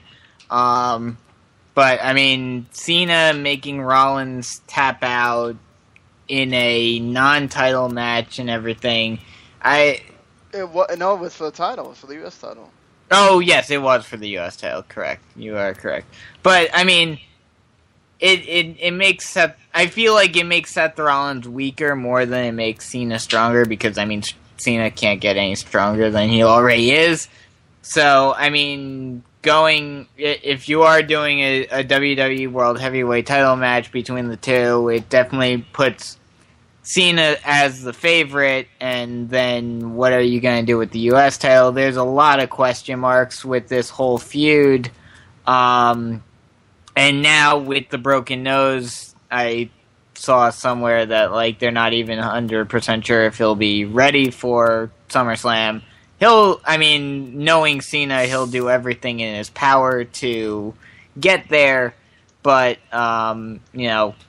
we'll see. This is another one of those feuds where it's WWE thinking that the older guys are the only way they can go, and we'll see how it goes. We'll see how next week goes. But the broken nose thing, even though it was an accident, certainly puts a little more heat onto this, which may make it better if they decide to use it. I don't have a problem with it, though, because you have to establishing Cena as, for sure, he is the challenger, having him win is not a bad thing. I think, why do you need to have Seth Rollins tap out is a whole nother thing. It's the same that we talked about with Owens, right? Like, had he lost any other way, we might have not felt as bad about it. But or even... yeah. Even if you don't want it to be, like, if you're gonna have a clean finish, have it be a pin where Rollins still has a reason to say, yes, I lost, but I can still beat you. Whereas tapping out, it just completely destroys the whole thing. As we see with Kevin Owens now, there's no talk of a rematch or anything. Cena's now completely focused on the WWE title, which means that no one's challenging for the US title, so I don't know what's going to happen with that. What I would love to see happen with that, especially considering Cena is getting on the ire of the Authority, is have Kevin Owens come out and say, yes, you want to go after the WWE World Heavyweight title, but you still have the U.S. title that you claim that you're going to defend whenever you need to, and, you're a fighting champion and all of that. So I want to fight you at SummerSlam for the U.S. title before you have to go for the WWE title, which would make Cena a little more drained. Even if he wins the U.S. title match against Owens again, maybe have that make him more drained so that Rollins wins the WWE title match because of it. That's a good thought. Though I don't want John Cena resembling anything like Jay Lethal, so could you imagine we're just gonna have John Cena defending the U.S. and world titles on every show? Well, no. I'm not saying. No, that. I'm making a joke. Yes. Yeah. No, honestly, I understand what you're saying, but honestly, with the year Cena's been having in the ring, I don't know if that would be the totally worst case scenario. Honestly. But I like the fact that the WWE title feels special when defended. Right. We haven't seen it on Raw in a long time, so it's. But it also makes the U.S. title feel important because it gets defended all the time. So. Right. Well, that's your Raw, pretty much. I thought that the mid-card got a lot of time on here, so it's going to be interesting, because we didn't have Brock or Undertaker. Brock's supposed to be back next week. Going to be interesting to see what they do with him here. But what would you guys rate this episode of Raw? All right, I'm giving it a 7. This was a really good 3 hours. There's some good wrestling on here. There's some stuff you could sort of take or leave. But this might have been one of the better Raws in recent memory, so that's totally worth something. What do you think, Gary? Yeah, I agree with Paul on this. The 7's just right in my range as well. I look at it, the Divas matches worked out pretty well. You had a pretty decent match with Kevin Owens and, of course, Randy Orton. You had, a decent match with John Cena and Rollins, and, all of it adds up. Nothing was really terrible in this show. So, I think a 7 is a good number. What do you think, Brendan? I'll give it a 6.5 only because yes, there were some decent moments, but at the same time, maybe I'm a little biased because we got that huge moment in last week's Raw, but there wasn't really anything in this Raw that was really memorable. There wasn't that big thing that really, said, this is big, this is happening. I mean, they made, especially considering, Triple H and Stephanie coming out in the beginning and saying, this is going to be a Raw first, this is going to be a huge Raw, yada, yada, yada. And then there wasn't really anything that popped in my head. So I'll give it a 6.5. It wasn't bad, but they could have done more with it.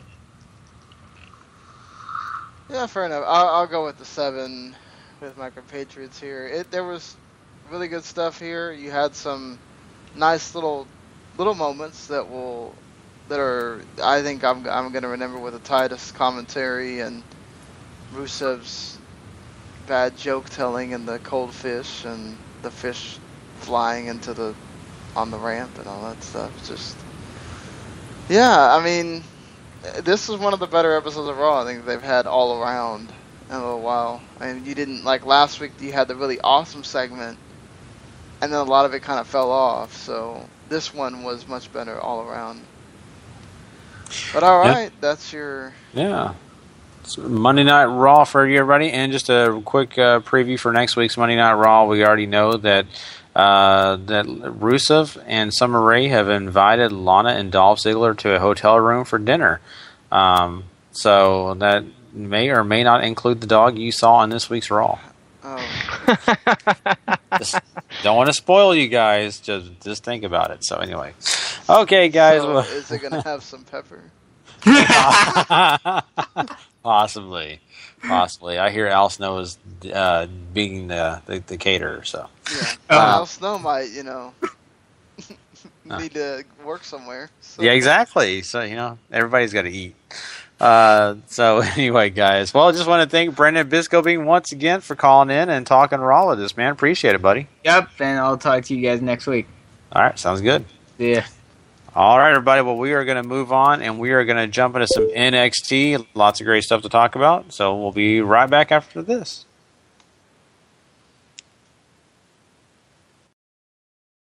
WWE Developmental NXT.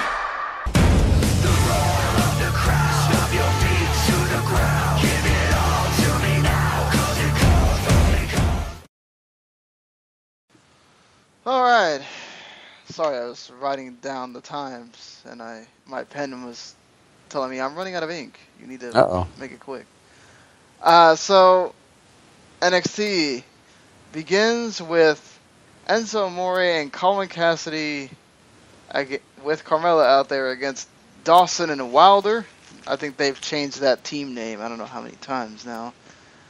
But you know what? This is one thing that I will certainly give. Scott Dawson is a really good technical wrestler. I noticed that during my time at the NXT house show. He's just really technically sound, this man. Enzo and Cass, actually, I thought Enzo looked really good here. He got to show a lot more than he normally does, where he normally just kind of does the little finish and then that's it. So I think, they were talking about on commentary, Enzo's improving as much as Corey Graves was lamenting it. But about 6 minutes, pretty good. Pretty awesome tag finish for Dawson Wilder. That is the one thing I really enjoyed about this episode of NXT was the growth. Well, maybe not growth, but certainly the focus on the tag team division. This whole episode's filled with it, and still keeping keeping these other teams looking somewhat in the mix is helpful for a division in NXT that really, outside of Enzo and Colin Cassidy and maybe Team Vamp, depending on how into them you are, doesn't have a lot going for it. I think this episode and this match specifically certainly helps. Yeah, it did, for sure. And, looking at this, they've got to get some of these other tag teams over. They've got to show that these other tag teams matter, and which this episode they did. Honestly, Enzo and Kaz usually win these things, especially against tag teams that, not really featured a whole lot or maybe featured every great now and again, but in this, he shows that, hey, they've got some contenders in this division, and not everybody's safe. I think this is a great way to showcase that, and I really appreciated it. Yeah, for sure. And speaking of, we get Jason Jordan and Chad Gable. They did a nice little promo here, I thought. You know what? Chad Gable actually he's pretty decent on the microphone. He's not just out there blabbing. I thought they both worked pretty well, kind of making fun of Enzo and Cass, like, oh, well, we don't need to do all that talking before our matches, and the hype bros, like, talk about not hyped, or, whatever, just, and I thought they wrapped it up well. I love the fact that, like, he does his catchphrase, and Jason Jones is like, no, I'm not doing it, and Gable just shows the towel, and it wasn't overly long, whatever. It was just neat. Like, it's stuff that I'm really glad that these guys get to go out here and do stuff like this, and there's a context to what they're doing, and it's not just, oh, we're a team now, cool. They get to show personality. We get a really nice, this is what I forgot to mention on Raw, but I told you guys about that video package they showed of Sasha on SmackDown. They played it on Raw. So, how nice of them to really show you stuff about Sasha Banks before she had her match. Really tells you a lot about her in the 2 minutes. And now you care about her more. They did the same thing with Becky Lynch on SmackDown. So, hopefully we get that also on Raw. Yeah, we get a tap out ad, and then we get the Charlotte and Dana Brooke. They actually had a pretty good video package for them here. I didn't know that they had done all this stuff. I kind of forgot some of it, but yeah, that was neat. It plays into their feud. It makes it feel important, and that's a good thing. And plus, then you get Baron Corbin making Jesse Sorensen hit the end of days in 22 seconds. Hey, Jesse Sorensen got his 15 seconds of fame there. NXT.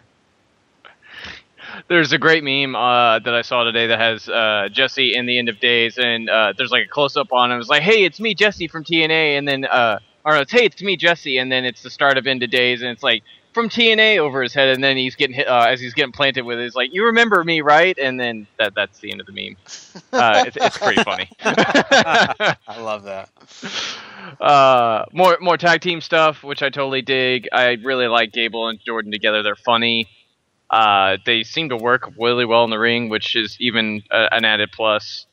Charlotte and Dana I thought was fine. Dana still trying to find her way. Charlotte is moving around and I think is in a good position to help Dana look strong before Charlotte says goodbye to NXT for the last time, whenever that day does come. Yeah, I think this is a great way to help transition. I really, really do, and that's what's so awesome about this. It's not only just part of the story, but it's a great way to showcase someone who's getting close to that next level, who's moving on, and kind of sharing some of the spotlight with one of these young divas. And so I think it's good. I think this is a smart thing, and however long it takes for them to finally completely move out Sasha Banks and of course Charlotte and some Becky Lynch out of the NXT limelight, I think this is a great way to kind of ease them out.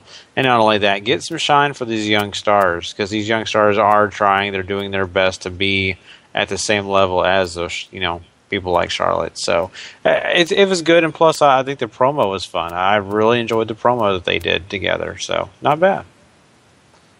Yeah, certainly not bad. And like you guys said, it just kind of lends you, that's what I appreciate. It's almost like now when you go to WWE, you got to finish your indie bookings of NXT. Like, you got to do your thing on the way out. And I appreciate it. It's not just, oh, God, all right, these guys are gone. We have to stop our storylines midway. And that's nice. Mm-hmm. So, Vince, if it wasn't Triple H the one controlling this, he wouldn't care, and we would get to see all these things get cut short like that. So that's nice that it doesn't happen. As my computer is deciding to stall for some reason. Okay, hold on. Okay. I was gonna this mention is where we get the match from the two. Okay, go ahead. We get the awesome. I want to see like a whole slew of these of 80s Bull Dempsey training videos. Like, this was fantastic. I about died laughing watching the entire thing. The music is so cheesy. They make him wear gear of right now, but it's like cheesy 80s music, the cheesy colors. It's time to get bullfit with the 8-bit stuff in the name and everything. It's just, man, they turned this into gold already. And then you also got a short Charlotte and Dana match too. I completely agree with the Bull Dempsey thing. WWE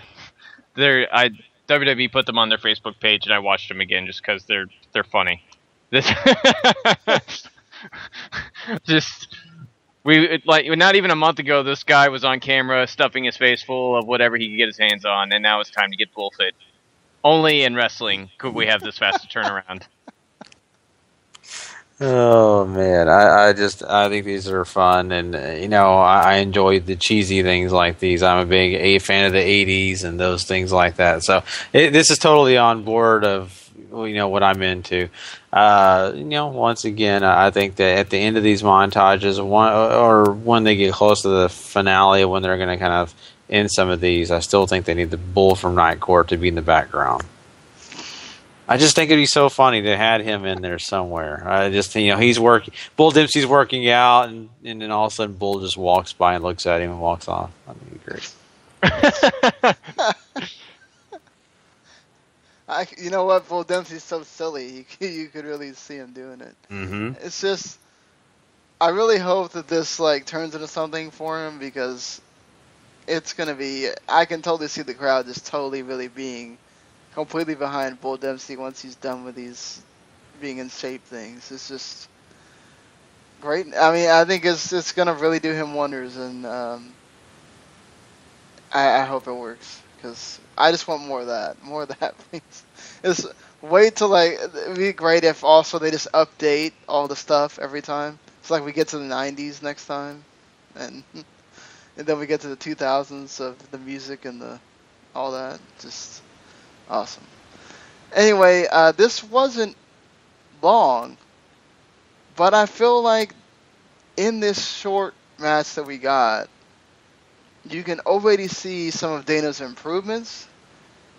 Dana gets reactions from the crowd. Again, the almost Eva Marie's John Cena bit with the "Let's go Dana sucks," the Dana's ratchet, all that stuff. I mean, and I felt like, sometimes we talk about Charlotte has problems carrying. She's not a carrying, a carrier. This wasn't really long to overexpose it, but I thought she did well here too, and just kind of leading the match along. We got what we got. Natural selection. It's over, and this should be it. But who knows with Dana Brooke? Yeah, I mean, still a fine match. One that hopefully we'll continue to see Dana improve on what she displays here, because, I mean, it's only been, 2-3 months, and we're getting something like this already? That's not bad. Yeah, not bad at all. And, like I said before, this is the way to go. And having matches like these, to me, it's always a success, and it's a way to make sure you get the shine on a young talent like this. And so I was totally, okay with this, no problem. Joe says he wants the NXT title and that Rhino's in his way, so Rhino's future is going to end next week. Short and sweet stuff from Joe.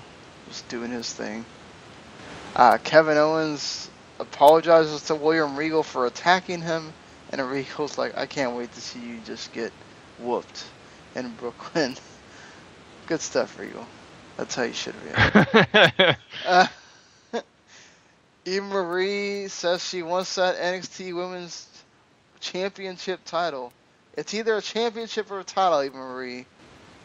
Not both. So, Sasha Banks better watch out. That's pretty quick there, Eva Marie. Yeah. Had to know this was coming, though. If what we've heard is true, then I imagine her stay in NXT will be filled with her runs with this championship, whether it happens sooner or later. Hopefully later. She still needs some time to grow, but... Yeah, please later. I mean, I don't want to check out of this division so fast. So... Gosh, Gary, you're not even giving her a chance, huh? You wait and see what you're gonna get, and you'll. I don't know. I have a lot to see before I'm gonna get on board, and there's not enough seen yet. Trust me. Well, I mean, there's no question that the next wearer of this championship is going to be Bayley. And it's smart now to do what they're doing, lining up Dana Brooke, lining up Eva Marie, lining up whoever else they can get to sort of start gunning for the title now. And whenever the switch does happen, you got a cavalcade of heels ready to go after Bayley. Mm-hmm. Yeah. No, I think it's great. She's the ultimate face. So. Right. Definitely. No, and I totally agree. This better be in the far future before even Marie holds that belt. I just don't think she's even anywhere close to being ready. I think Blue Pants is ahead of her on the being ready part for the championship. Yes. Yeah, so. That would be true. From a wrestling perspective, at least. Yeah, I was about to say, Blue Pants has been at this for a long time, so...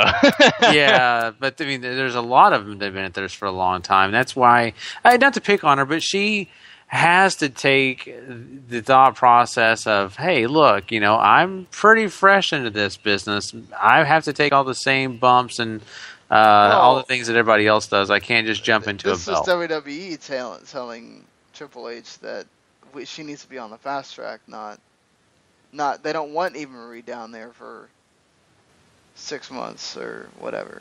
I don't know how long she's going to be there, but I can't imagine they want Eva Marie, a total diva star, down there in NXT very long. If she's competent wrestling, they're going to move her up. It's just what's going to be. Yeah, I understand that. I don't get my wishes all the time. I totally understand that. And that's probably what's going to happen in this situation. I have my fears, and I hope everybody can understand those fears. I mean, I would have the same fear if they said, oh, by the way, Brie Bella is going to become champion again. I mean, that would worry me. Things like that, I mean, but I can't control them. We get NXT Tag Team title match.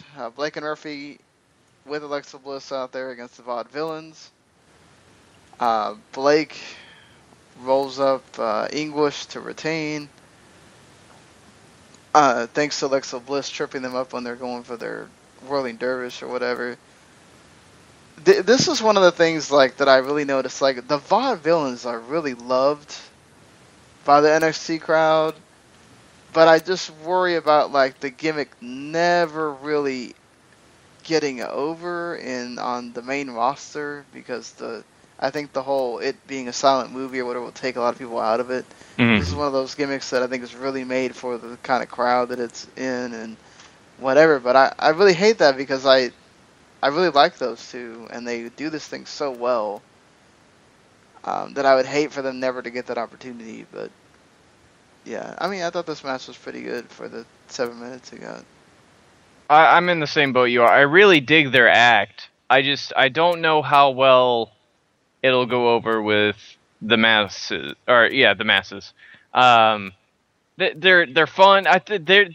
Their real talent is how well they work together outside of the ring. I mean, in the ring, they're not super special or anything, but it's their bits that I think really help get them over. So if they can figure out something that's not maybe silent film or just getting them to do some goofy promos together, I think would do more on if we're talking about a future on the main roster than what we get in silent stuff. Because the silent stuff's funny. They do find a way to keep it entertaining. It's just I don't know how well everybody else is going to get it. Yeah, remember those videos with the Lucha Dragons? Those were freaking awesome. Those were hilarious. Mm-hmm. Yeah, but you won't see those on the main roster. There's no way, unless for some reason the Lucha Dragons start moving up the food chain higher and higher.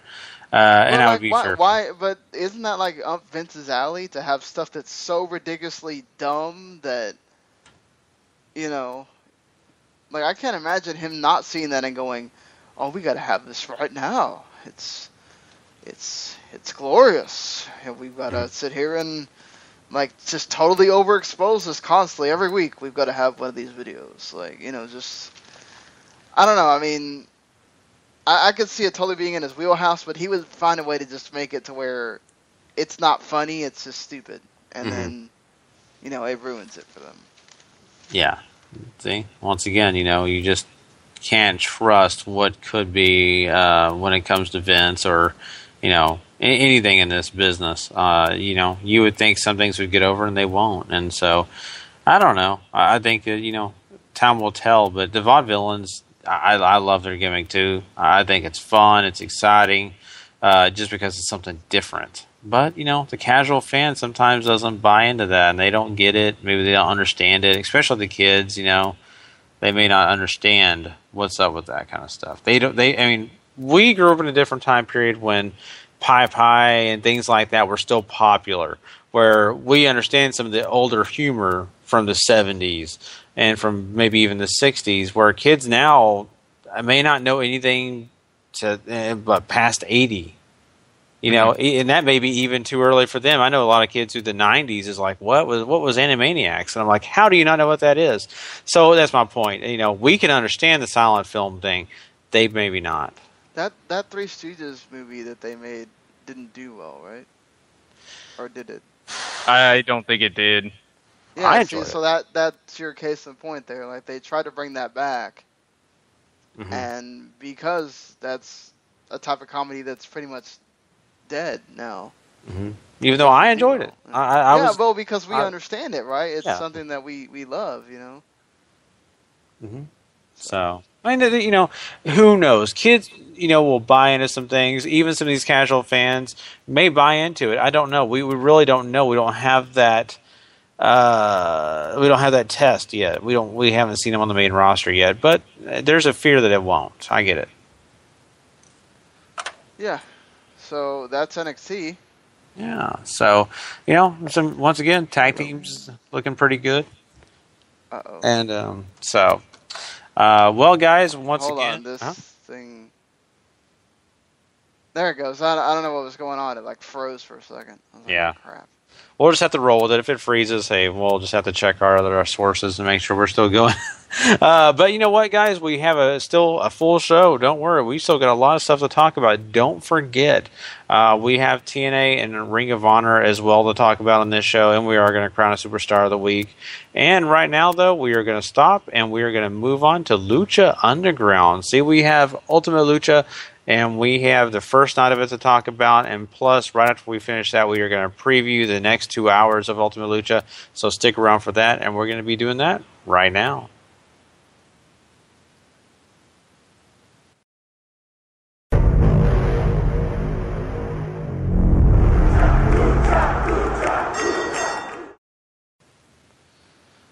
Alright. Ultima Lucha, Hour 1. The first thing we get is we finally know that Black Lotus is still alive, as they have her talking to Dario Cueto. She offers her some champagne. She's still locked in the cage training, and he says this as well. He's like, you know, good to know you're still alive, and I hope you've had a change of heart because, you know, your father made a lot of money off underground fights with Matanza. And then we find out that apparently Dragon Azteca was the one that killed her parents. Or, well, so says Cueto. And not Matanza. And he's like, well, I know the truth hurts, but it can also set you free. And then we see a chalk outline of someone that she's just punching. and she does these open hand fists that are like cracking the wall and everything. Very Kill Bill once again. We also get the Mac against Cage in what might be possibly the best match on the entire show. They just went everywhere on the floor, hitting each other with stuff. Fire extinguishers that went all over Mac's face. Poor guy. That had to hurt. The drinking the beer and then hitting the stunner on the floor and then doing Stone Cold's taunt at the Mac certainly plays those video games. We get a Liger bomb spot from the ropes. We get through a table. Just some awesome stuff here. And I think was it Cage? Yeah, Cage winds up winning with a curve shot through a center block. Which, considering the things that have happened, yeah. I don't know why I kept thinking of the History Society X or whatever. Yeah, history, American History X. Yeah. Yeah, American History X. But yeah, aside from that, it's so funny because those center blocks are terrible. Like they just break, right there. So it doesn't look as devastating. But still, the rest of the match was freaking awesome. And what do you guys think? I loved this match. It was wild. It was crazy. It totally draws you in. It sets a tone. And I mean, the live crowd ate it up too. So there's nothing bad about this match. I mean, yeah, you could say the cinder blocks broke too soon, but it's still. I mean, I was into this the whole way. This was wonderful. Same here. With these type of matches, a lot of times you start to think, okay, what can they show me that I haven't seen before? Is this really going to be all that great? Hardcore matches are hardcore matches. We've seen 1,000 of them. No, this one was actually very entertaining. They did a lot of things you don't usually see. You got really excited about it because they were, using different things. The gimmick Stone Cold thing. That was interesting. You don't usually get a chance to see that kind of stuff. And even the finale, with the center block, that's really cool. And I really appreciated, the homage that Cage gave to Hulk Hogan when he goes, brother, after the curb stomp. So, oh wait, that didn't happen, did it? that was in my mind. Sorry, that was in my mind. I apologize. No, just joking aside, I know. I had to say it. Joking aside, great way to start the show. I know I say that a lot, but to me, that matters. When you start a show hot, you get that crowd going, you keep them interested. I think that's great. I think when you get the show going in a certain direction, you can only build from that. Starting it cold can keep it cold for a long time. They didn't do that. This is awesome. I was thrilled with it. Yeah, so then we go to our Trios Championship match between the Disciples of Death, who are dressed in black with different colored masks, and Katrina comes out there with them, just certainly looking deadly. And the Trios champs, this was pretty good. You got a freaking crazy dive from Angelico again. Ivelisse is just going around with her bum leg, and then she has an awesome spot there at the end with Katrina where they brawl and stuff, and then she gets whacked in the face with the stone thing. Son of Havoc did his thing. And then the Disciples of Death are your new Trios champions, thanks to Katrina, pretty much. What'd you guys think? I think this match was what it was. It told its story well. Ivelisse obviously still injured during the time of this matchup, so it's pretty much 3-on-2. And the dysfunction with that, coupled along with everything else, just gets the better of the Trios champs, and you end up with new ones. So I think this worked out well. First ever title change in Lucha Underground. That's true. And it wasn't a bad one. I liked the way they ended it. Just Ivelisse and the whole way it all worked out. It was great. Because for a little bit there, you actually thought that they were going to retain their belts and that it was all going to work out. And before you know it, one clock to the head with a stone, and it's over. I just enjoyed the way they did it because I really felt like at one point, oh, they're retaining, great, this is exciting, and the next thing you know, they're not. So great storytelling in the match, and it was fun and an exciting match overall. Yeah, and then we get some Striker and Vampiro drinking Miller Lights, as they make it really obvious they're drinking Miller Lights, which was kind of funny. The Believers Backlash match between Drago and Hernandez. You do really get this nice spot in here where they just go crazy with the straps hitting Hernandez, and then he grabs one of them and takes it away, and then the Drago having to fall on them too, which was kind of cool. Drago winds up winning. What do you guys think? Yeah, I thought this was fine. It was fun. Definitely Drago, definitely the right person to go over here, because he's going to have a lot of momentum going into whatever we get, if there is anything after this for Lucha Underground. But I don't know, the match just is a lumber. It was what it was. I guess it's just nothing. You have Cage in the Mac, and you're waiting for something to top that at the Open, and nothing else on the show really did. Yeah, I mean, this was kind of fun because the gimmick was fun for me personally. With the straps and all that kind of stuff. But besides that, I mean, it was nothing just overly crazy.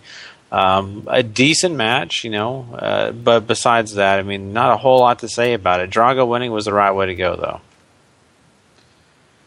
Yeah, and that's Lucha Underground for you.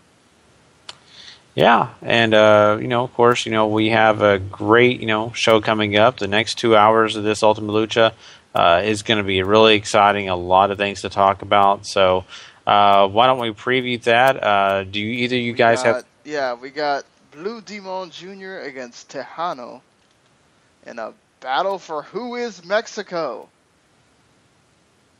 Who's winning this? Yeah, let me tell you how much this has sort of made me care, because it hasn't. I've read the spoilers, so I won't. I guess I really probably shouldn't pick, but if it was me, I would pick Tejano to go over. But whether they do that or not is we're just gonna have to wait, aren't we? Yeah, that's a good way to put it. Since I would pick Tejano too, because you'd think you would put over the younger guy, especially a guy who. Is he still challenging Patron for the AAA title over there? There's not a AAA title defense for Triple Mania coming up. It's a tag match, so I don't know exactly if he is or not.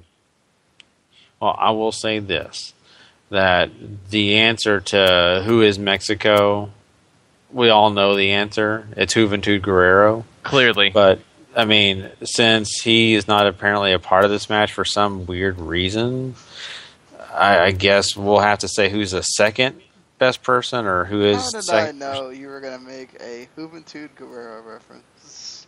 You have to have the most important man out of Mexico involved. So, hey, I'll just say Tejano as well. I think Tejano is a great young guy, and it just, to me, that makes the most sense. Fair enough. So I'm gonna pick Tejano too. So along with that, after that we have the Pentagon Jr. against the coming out of retirement Vampiro, and what should be a pretty interesting match here. Gonna be interesting to see how Vampiro is doing after all these years out of the ring and stuff. And then Pentagon, of course.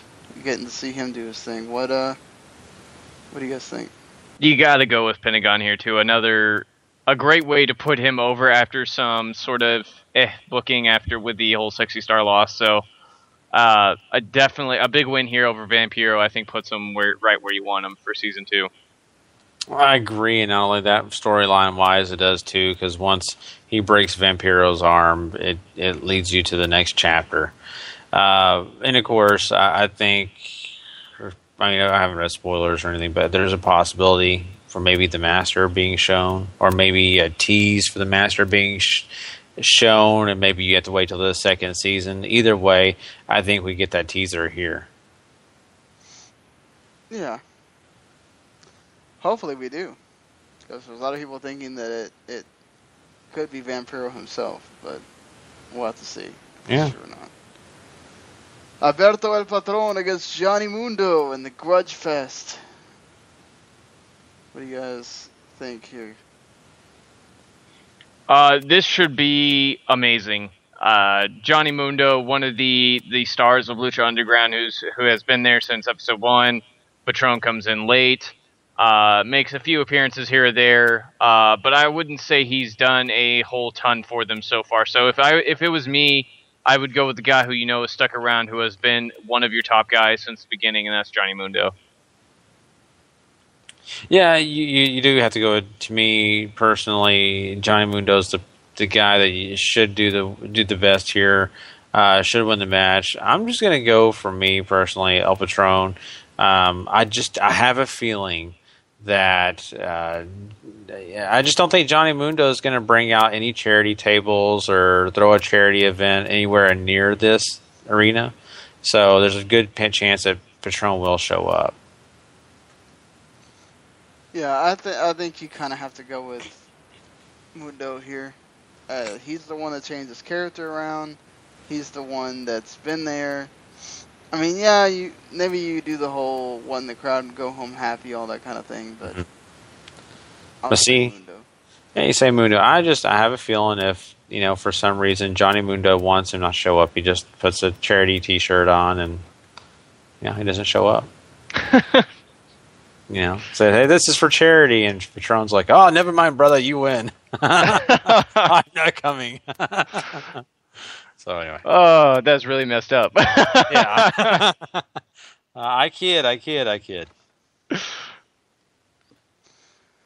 Then we have the Gift of the Gods match, which will culminate in giving us the third championship in Lucha Underground between Big Rick, Aerostar, Bengala, King Cuerno, Sexy Star, Jack Evans, and Phoenix.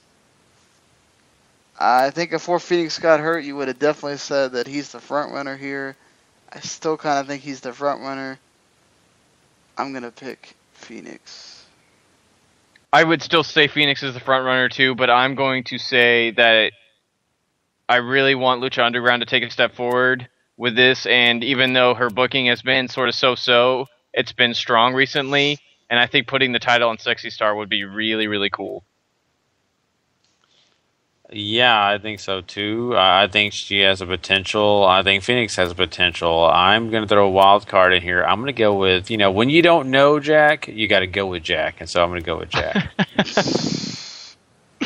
Ooh. Hey, you want to go participate in my Games Top 5 this week? That's one of the games that you can... Oh, is it really? I don't know about that, but we'll see. Sometimes...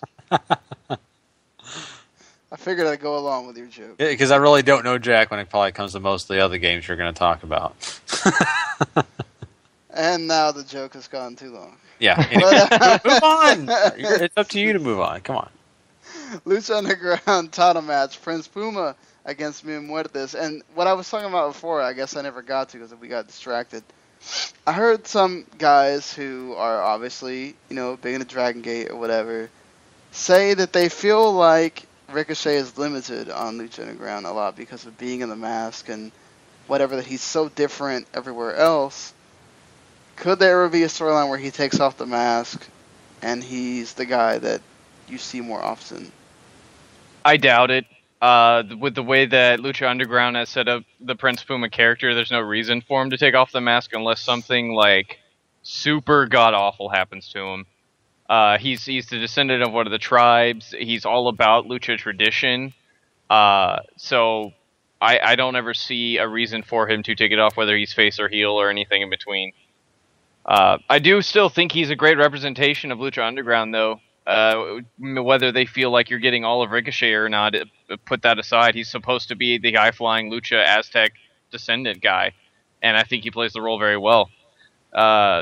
Mil Muertes is another great character who I feel like is sticking up to his role well too. So I don't really think there's a bad option to go with in this, especially since Mil Muertes has come back from the dead. He's just been unstoppable. But as somebody who has really dug Prince Puma's whole title run at the top, I don't know if it's the time for him to drop it now or not.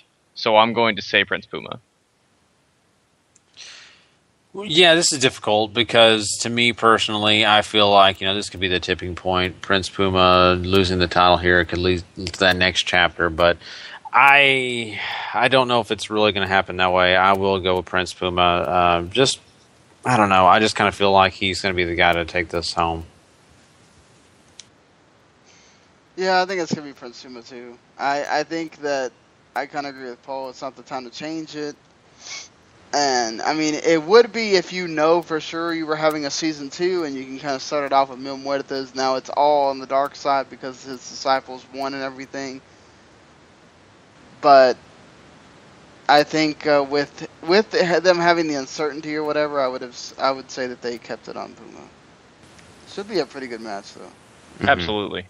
I'm looking forward to it. And, I think these, once again, spoilers are out there. I haven't read them, Paul has, but I think overall none of us are going to be really in the know until we actually see this thing unfold. And I think it's going to be a great show, though. I really feel like it does. Right now on paper, it looks like a lot of fun. So don't miss those next 2 hours of Ultima Lucha. It's going to be a blast. And sadly, man, until we find out about the second season, this is going to be the last time next week that we get a chance to cover Lucha Underground. So I'm praying to my God that we get that next season. It's going to be sad if we don't for some weird reason. So I'll hedge our bets and pray to the God that Mr. Pentagon Jr. follows.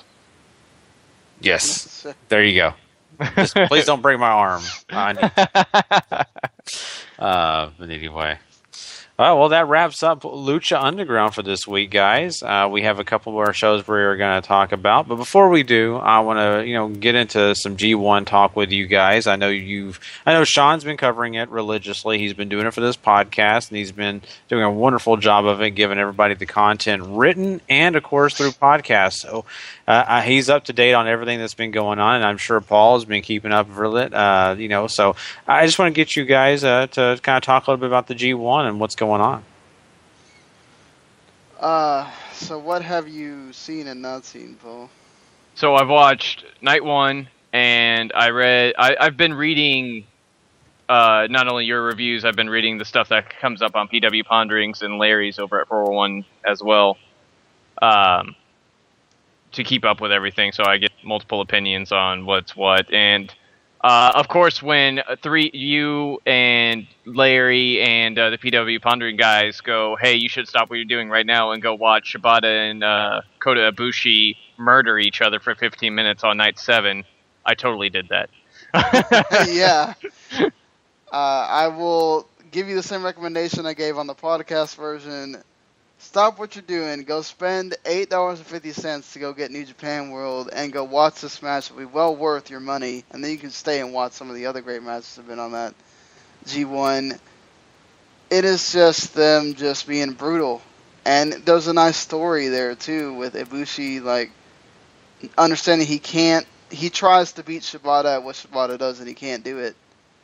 And there's so many little trickles of him trying to do his moves. He gets one, he doesn't get the other, and it's a really well done thing for 15 minutes. I mean, they told something that you would normally see told in a much longer arc and a much shorter time with much more hard hitting action, and it is the standout match of the tournament. I mean, unless you just don't like stuff like that, but there's just been a lot of good stuff. I mean, earlier in that show, you have probably the best tag match on the entire card with Hanma, Elgin, and Ishii and Yoshihashi, and then they all three get into a freaking brawl afterwards, which is fantastic because all three of them are just going to be, when you get to watch the matches between each one of them, it's going to be something.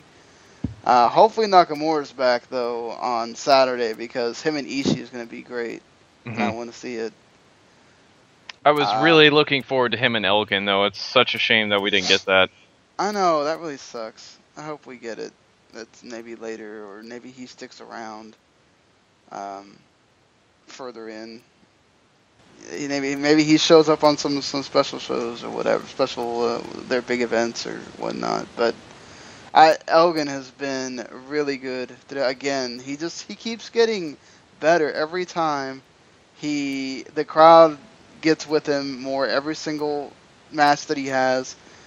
The spot that he messed up in his first match, he totally hit it in the tag match. He didn't try to do a follow-away slam this time. He just did a double Samoan drop, and it looked awesome. The crowd went nuts for it when he did it. So and then of course, getting to watch Hanma and Ishii go at it, I'm never gonna complain about that. They're chopping each other for like what seems like 5 minutes, but the crowd's just loving it. It's great. Well, how can you not? I mean, yeah, really. Man, Naito, man, Gary, you're missing your boy. No. He is so good. Like, I want to watch him do stuff all the time now. I want to he takes pictures of it, putting his hat on things, going around Japan now. Just and this putting Los of him.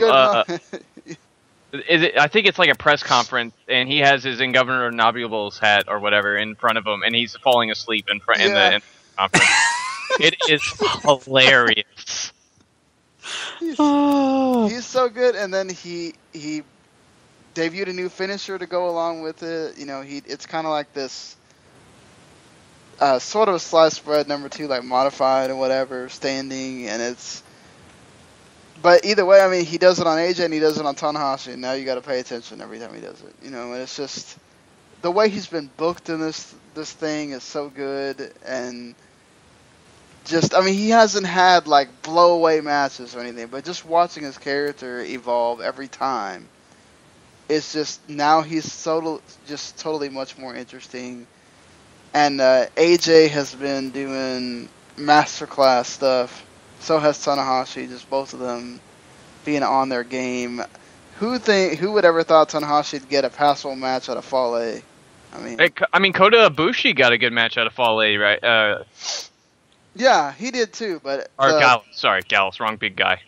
Yeah, wrong, but the one that just, and then they picked the best guy to do all the Bullet Club stuff with too. I mean, if you're gonna pick to pull the 2000s gimmick move of we're gonna pull the referee out right at frickin' 2.9 and do it so well, and you do it against Tanahashi and but the thing was, the crowd does not.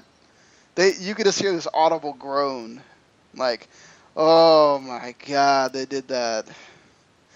But it was so great because it's like total like American thing doing it to the ultimate Japanese guy, so yeah, I mean, this has been, I think for the format and everything, you're not going to get, I've said it, many other people have said it, you're not going to get shows of the year, but you're going to get something that you can totally tolerate, and something that there's going to be G1 matches you don't care about, but then the ones that are really good, they're going to shine and you can go back and watch them, and like, it's cool because I can give Gary a whole playlist of matches that he can just go watch and enjoy when it's over.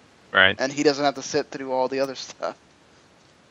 So. Yeah, fair enough, and I'll be looking forward to seeing these matches. Like I said, I haven't had the opportunity, haven't had that much time to watch them, but they sound amazing, and I know they are, because you guys usually, anytime you mention a match like this, I'm just as excited about it as you guys are, so yeah, I'm thrilled to hear more information about the G1 from you, Sean, and I know everybody listening that does enjoy him as well are excited about these next ones. And of course, don't forget, Sean does write, and Sean, explain to people that don't know where you write and post these at. Tell them where you post them at. I post them on Last Word on Sports on their Pro Wrestling section. Basically, I felt like there was no point of me repeating Larry on 401. He is the master when it comes to reviews. That guy watches more wrestling than I think any of us would ever dream about having time to watch. But also, when you're getting paid to do it, I mean, that kind of helps. That helps. but it's just, I didn't feel the point of, let me just second Larry on some of these. Now, I could have beaten Larry on a couple of them because he waits until much later. He doesn't get up like I do. But I felt like, the other website complains a lot that I just give them the podcast and I don't write. So even though a lot of the times the I wound up having the review just be my cheat sheet for the podcast because it's really hard to do a podcast by yourself. So I can kind of just use it as a guide for me to be able to not sound like a total idiot while I'm recording this podcast. Still, it's something that, like, I hadn't done a review in a long time. So for me to, like, get back into doing that, it was kind of cool. And now I feel like I can go back to what my idea was, which was to, like, kind of just every time we're going to do a New Japan event, I'll just review it. And I can just kind of, everybody kind of has their little thing. They have a Lucha Underground guy there. They have an NXT guy there. So I was like, you know, I'll just do the New Japan stuff for them. And then that's kind of how it went into. And speaking of just other stuff, might as well just get this other stuff out of the way before we get into the rest of the show. Rate and review us on Stitcher and iTunes because it helps us a lot. You know, we can get seen by more people. And if you listen on the websites, we are available on demand on iTunes, you know, like I just said, iTunes, Stitcher, all these other places that you can find us, even the VOC Nation Radio Network. So, you know, check us out. Follow us on Twitter at Wrestling2Max. You can see all my live tweeting during the G1, which I'll tell you, I've had more people follow me and retweet me during the G1 than I do when we're doing Raw because there's less people around.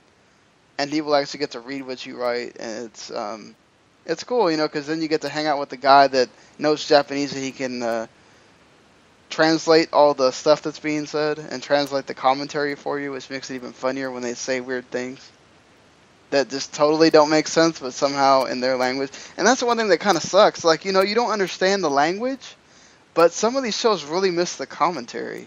Like, really miss, like, the guys really going crazy for the, like, Shibata and Ibushi, I imagine, with the commentary would have been, like, even to going to, like, level 12. I mean, just, I can imagine just that being insane.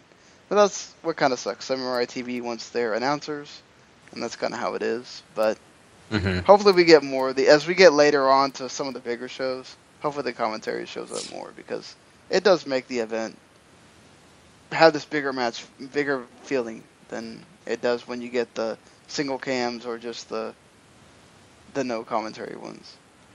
Yeah, definitely. So, yeah, I mean, like I said, you know, go check out Sean's written stuff on Last Word on Sports for the G1. It's great. And of course, he has the podcast. You can find all those on demand, like he said. And so, well, everybody, it is time for us now to actually move on and do another show. And we're going to jump into some TNA Impact. So, hold on to your horses. We're going to induct someone into the Hall of Fame right after this.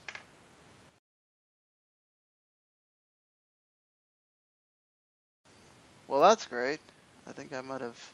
Oh, no, there it is. I just didn't scroll down fast enough. Here we go.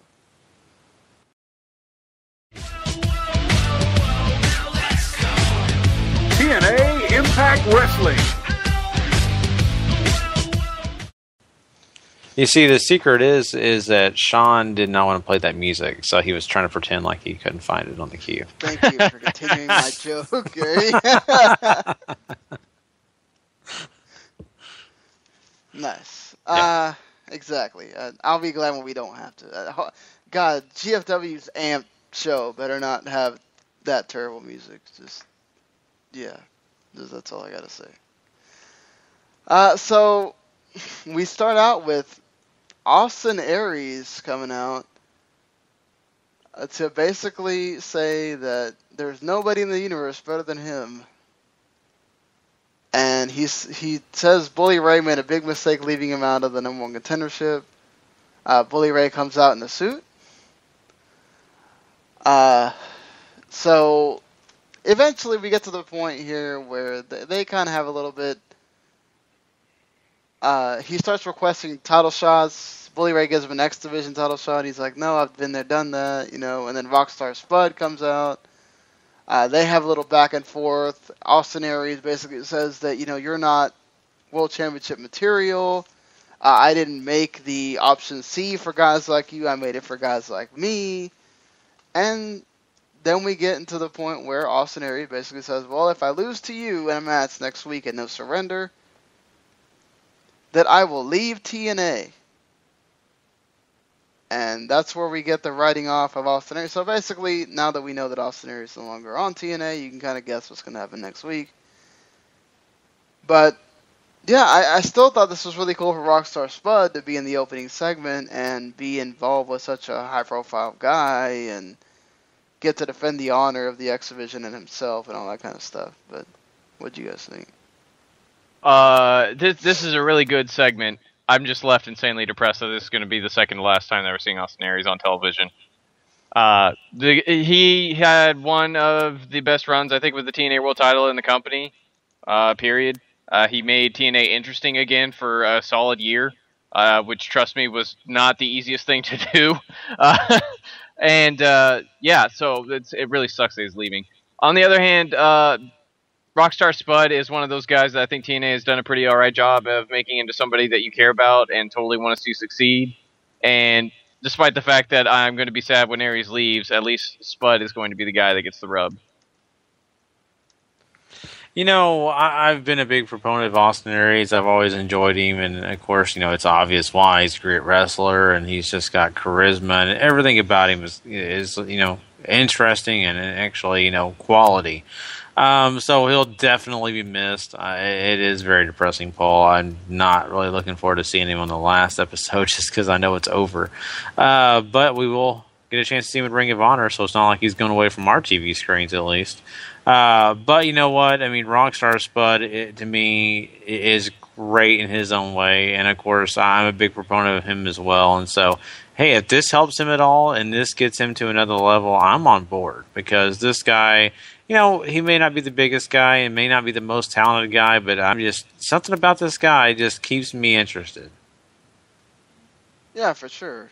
I think that, honestly, you have to get in there and Austin Aries, he's, like, you know, Paul mentioned, he's one of the guys that has been a figure for this company.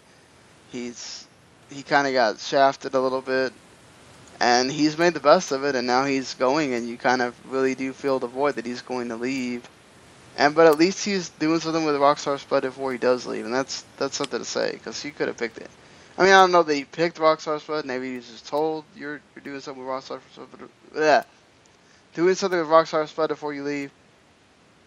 But still, that, you know, Rockstar Spud deserves to have things go well for him. Because there's been weeks where we didn't see him, you know. So I'm glad to see him doing something good. But anyway, getting back to this show, that was the opening segment. So we get to... After this, oh boy. Yeah, I almost want to just skip. It's complete. I did this with my TV. I've hit fast forward. I listened to the Melendez promo, which was basically your RAW USA promo. Look, I don't want to at all demean what the guy did. You know, you've protected our country. Wonderful man. I appreciate it so much. But some of this stuff is getting a little old for me. Like, it's the only promo he tends to cut. He looked good doing it. I'm not saying it's bad. It's just...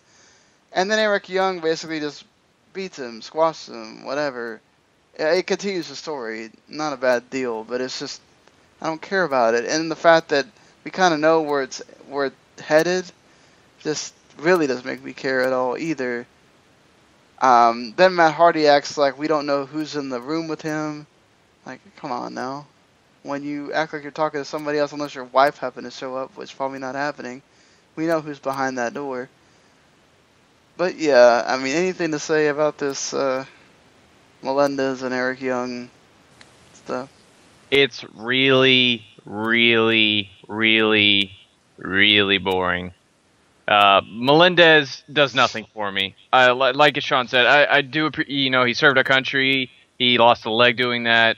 I greatly appreciate what he sacrificed for this country.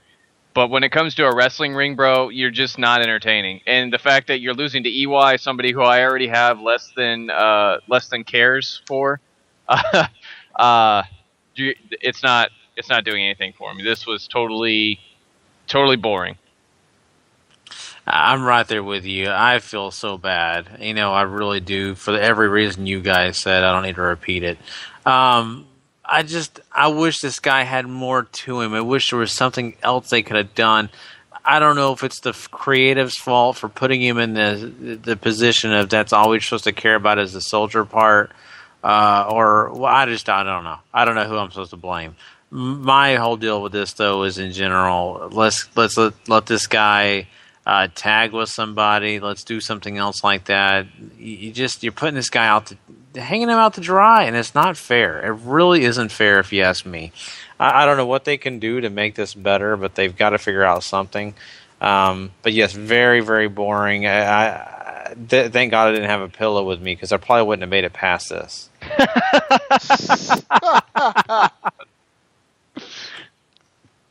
It's true, though. It's very true.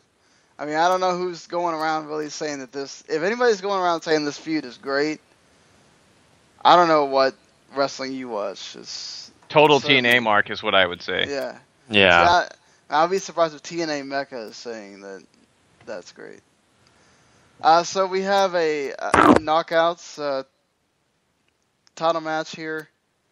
Or, well, not... Is it for the knockouts title? It's a match. Brooke against Marty Bell. And it doesn't really... To me, this was more of an angle than a match. Mm-hmm. It's there so Gail Kim could turn the lights out and, make Taryn get upset and make all the other Dollhouse members get upset. And then we get Brooke winning again with the Butterface maker. And there you go. So here's the thing. Marty Bell is great outside of the ring. She knows characters well. She can give good promos. When she's in the ring, she's not so great. That really shows here. And Brooke is a good wrestler. I don't know if she's good enough to carry somebody like a Marty Bell, though. It didn't come off well here, but it's also geared more towards playing up the angle for Gail Kim. So I don't know if I should really take this to say that Marty Bell is a bad wrestler, but a great character. But that's the way I'm going. Yeah, this did not thrill me. It really didn't. I don't know. I guess I'm not invested enough. I think that this has gone way past the point of being anything just overly entertaining. I mean, Gil Kim being a part of it, okay, yeah, it's kind of a fun surprise and all that. Once again, the lights go off, and what's going to happen next? Okay, yeah, interesting, I guess. But besides that, no, it's kind of getting old. They need to move on and do something different with this whole thing. Yeah, I mean, I can understand that they want a feud going on with the Dollhouse and whatever. It's like a sideshow that they're just involving the title because they don't want Brooke to... They don't have anybody else to have Brooke be involved with, so... Because I don't know what the hell Velvet's doing. And Madison Rain and everybody else. Yeah. Well, we know Angelina Love is pregnant now, so... 6 weeks along, so that's why we haven't seen her. So, go Davey Richards. He's going to be a daddy. Oh boy. Hopefully he doesn't burn bridges with the baby. Oh, Good God.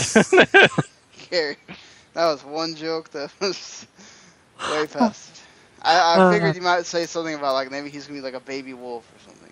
Oh, my original thing was I was going to congratulate Paul, but I didn't know. I didn't realize Davey Richards is also involved. So I'm not a home wrecker, guys. Okay. Paul didn't find that amusing. Anyway. No. No. Moving on, guys. Yes, Come on, Paul. We're moving on. I didn't care at all for the Tigre Uno and Trump stuff, but it does serve a purpose of actually... You get to learn things about Tigre Uno. So I'm not going to hate on that. It sort of serves as a character piece for him, but the Trump crap is just dumb. Like, Donald Trump is not going to show up on Destination America, Blair and Real American and facing off against Tigre Uno. It's just not going to happen. Are you trying to sell me on the point that this is a way to get everybody to know who Tigre Uno is? Because I don't believe that. I think this is the best way that TNA is trying to get TMZ to pay attention to them. I really do. I thought I learned something from Tigre Uno here. That wouldn't surprise me at all, Gary, to be honest with you. There's so much, like the video package they played before the live promo is a better way, I think, to get Uno over.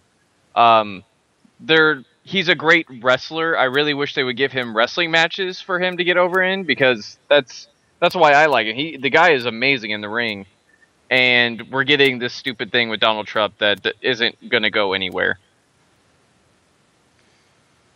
Yeah, true. I don't understand why he's got to be sitting here going, "Hey Trump, I challenge you." And I'm talking, I mean, it was sort of not broken English or broken English, and yeah, it doesn't paint him in the greatest light. Mm-mm. No, I mean, once if they are trying to use it to help him and get him known as in a family guy, and just being this person that we don't usually get to know, I think that's fine. We need more of that sometimes for guys we don't know much about. I just, me personally, every time I hear him mention Donald Trump, it makes me cringe, because I think, oh God, TMZ is not going to pay attention to you, Dixie Carter. They are not going to jump on the bandwagon and promote your show for free. I want to know who thought about this, because it's just, like, is Vince Russo on the panel? Yeah. Makes you wonder, huh? I don't know, maybe. Anyway, so we move on from this. EC3 yells in a promo that he is undisputed, unbeatable, unafraid, and undefeated. And he doesn't care about Matt Hardy's choosing his stipulation. Tyrus just stares at the camera because that's all he does. It's about all he can do. Yes, it's all he can do. So EC3 goes to the ring. And we are bound for trouble, as Paul's dear friend EC3 is about to have to deal with not only Matt Hardy, but the returning Jeff Hardy, as the hillbillies in North Carolina are all excited. And we find out that apparently Bully Ray sucks eggs, which was just so random. Like, what, EC3? What? Are you trying to tell us something else by saying that he sucks eggs? Well, my good personal friend EC3 is trying to be a good role model for all the kids at home. He's a world champion now. He's representing a company. Can't be saying bad words on television. Come on, guys. Tried to suck on an egg, it doesn't... It doesn't go well. No. And he couldn't say egg sucking dog because I think the Funks have that copyright. So yeah. But he doesn't want to seem like he's racist against dogs either, Gary. He's representing a company. Come on. Yeah, plus true. He already is making a point that he has something against the South, so he doesn't want to repeat something from the Funks. Yeah, true. So guess what the stipulation is, guys? I'm gonna assume that some kind of metal is involved, and maybe some sort of mayhem, and that there's a lot of it. Yeah. You could say that they're full of it. Aha. Because they yes. do this stipulation, it seems like, constantly. My God, do we have another stipulation in TNA? Just, yeah. Whatever. I mean, it's a TLC match. It's Matt Hardy. We did get some nice Matt for Champ chants out of the crowd, though. So they woke up for that. And they woke up certainly for Jeff Hardy, because they were excited to see that guy.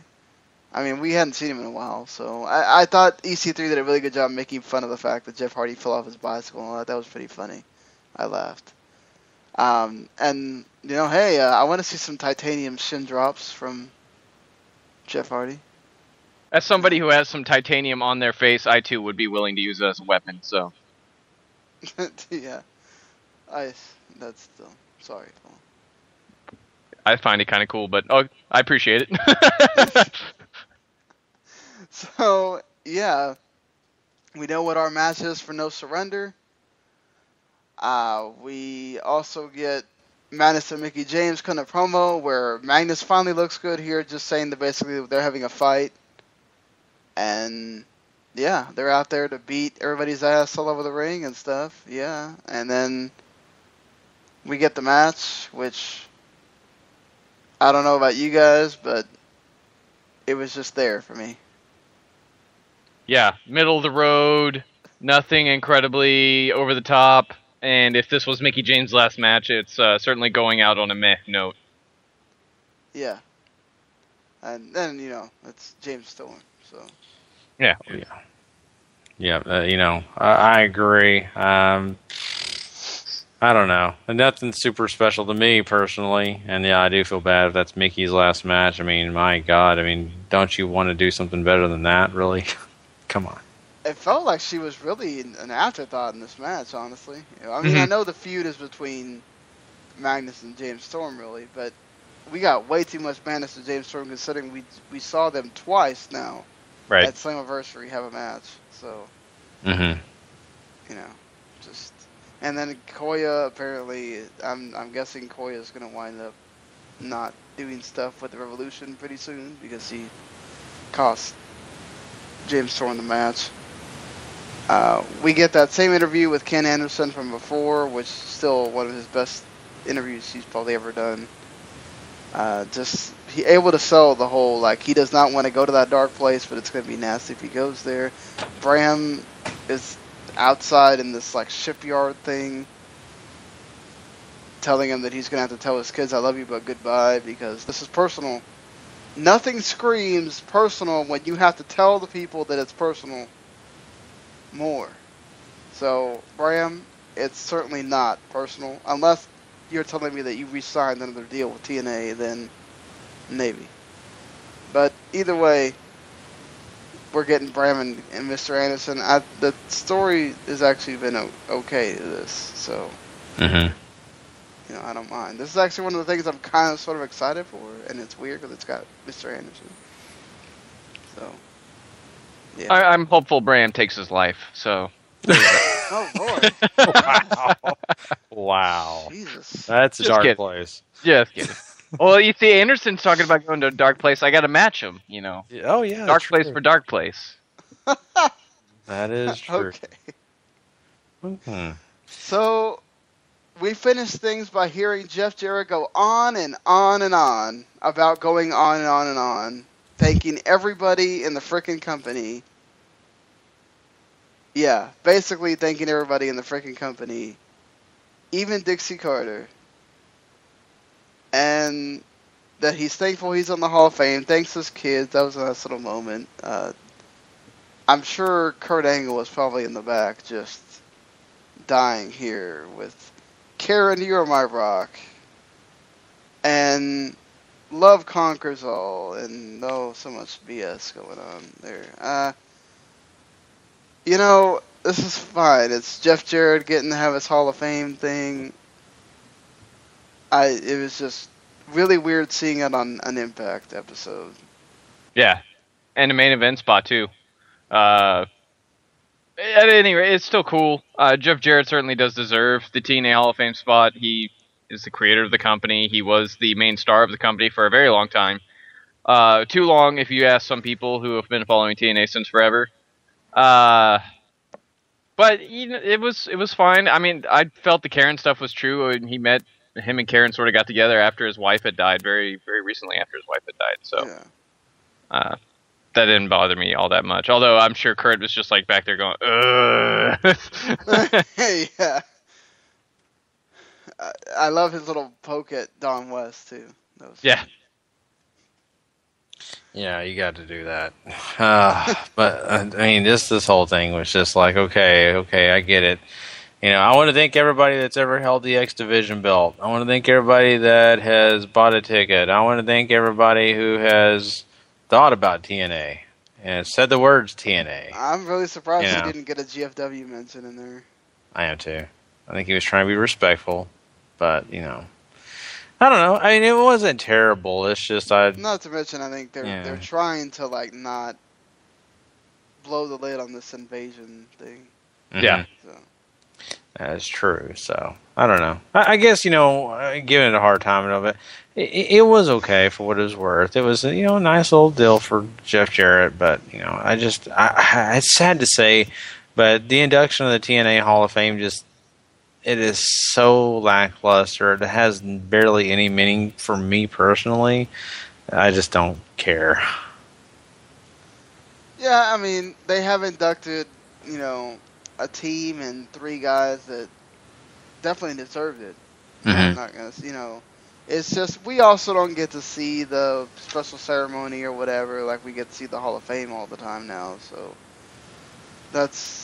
this one just kind of felt like okay, here's this guy cutting a promo for 15 minutes, and that's the end of the show. And we're getting Aries versus Spud in a My Name versus Aries career on the line. Eli Drake against Drew Galloway and the Grudge Fest of all Grudge Fests, because that's lasted about 2 weeks. Ram versus Mr. Anderson. Matt Hardy against EC3 in a Full Metal Mayhem match. And there you go. There's your episode of Impact next week, which they just happen to call No Surrender. What are we rating this show? I think the Bret Hart special is warranted here. 4 out of 10. Oh man, I love it. This is difficult. I don't know. Maybe I won't be that harsh. Maybe Is there a soundbite of him saying 4 out of 10? We need to just plug. We need to find one. We should. We'll get it. We'll find it.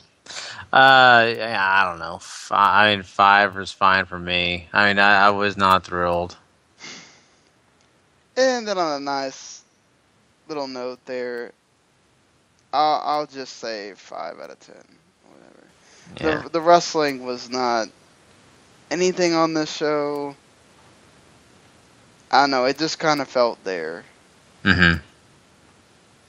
Yeah, I'm right there with you. So, fair enough for what it's worth. All right, everybody. Well, we are going to move on from TNA Impact, and we are going to head over to Ring of Honor, where this is the post IPPV show. Does it really matter to that show? Not really, but it is a pretty interesting one. So let's go ahead and talk about it. We'll do that right after this.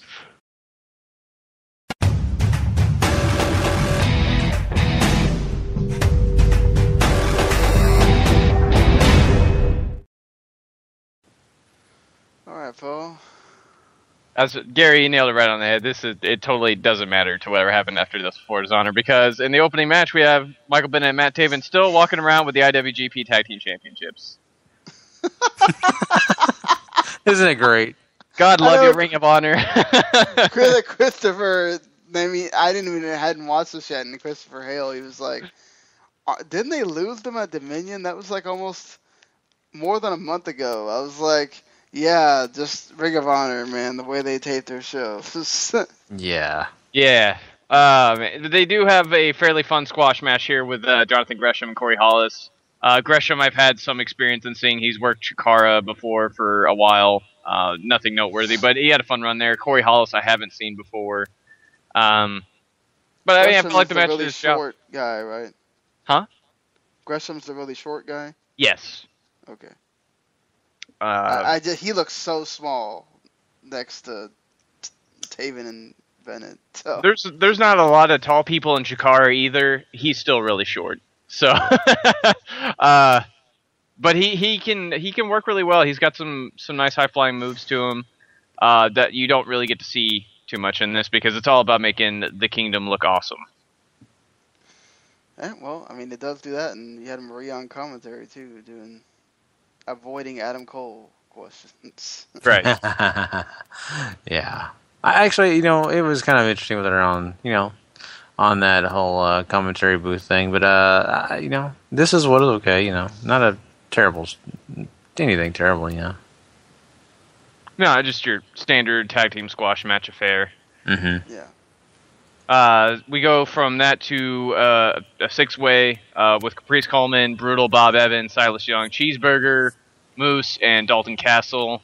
Also, something that probably should have been used to further some sort of storyline somewhere. They didn't really do that. Moose squashes pretty much Bob Evans with a spear. A fairly forgettable 11 minutes, if you ask me. Yeah, there was really nothing in this that felt like I should be paying attention, other than like the couple of times where Bob Evans didn't want anything to do with Cheeseburger. Yeah, it was just there, you know. Yeah, you're right. It was just there. Cheeseburger being a part of it was about the only thing I cared about. Besides that, I don't remember most of this because I just didn't care.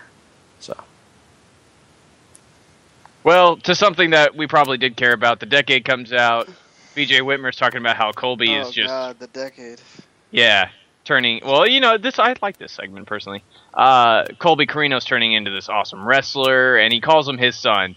And that just set Steve Carino off, who is doing commentary on the outside. He starts ranting and raving. Whitmer says that he's going to book Colby Carino in a gauntlet match, not in a Carino match. A bunch of guys come out. Carino tries to talk him out of it, and we almost get a brawl, but Nigel comes out, breaks it up, throws the match out, and we go to commercial. Simmering tension continues. Carino's like, come on now, BJ, like, just... Come on, no. And Kevin goes like, his only response is, damn it!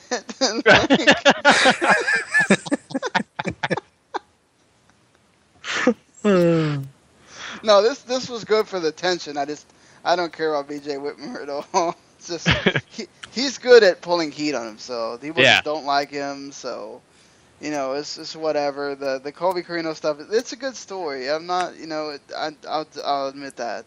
I'm glad we're not getting Adam Page ACH for like the millionth time. We're kind of progressing something else there, so I appreciate that. Yeah, and definitely not bad at all. You guys hit it, but you know, I just, you know, I'm actually interested and kind of invested on where we're going with this. You know, really, to be honest with you, because of the Steve Carino factor here. You know, when's he going to actually do something? You know, and just out of all the frustration that he's had to deal with, because trust me, he's had to sit back and watch a lot of crap happen, and that's what makes you just curious. What can he not handle? So. Mm-hmm. Yeah, pretty much. Main event time. Bobby Fish takes on ACH. Carino is not on commentary for this one, so it's Kevin Kelly and Nigel, and I'm sure Sean was super happy about that. Yeah. Bobby Fish goes over ACH with a Falcon Arrow in about 11 minutes.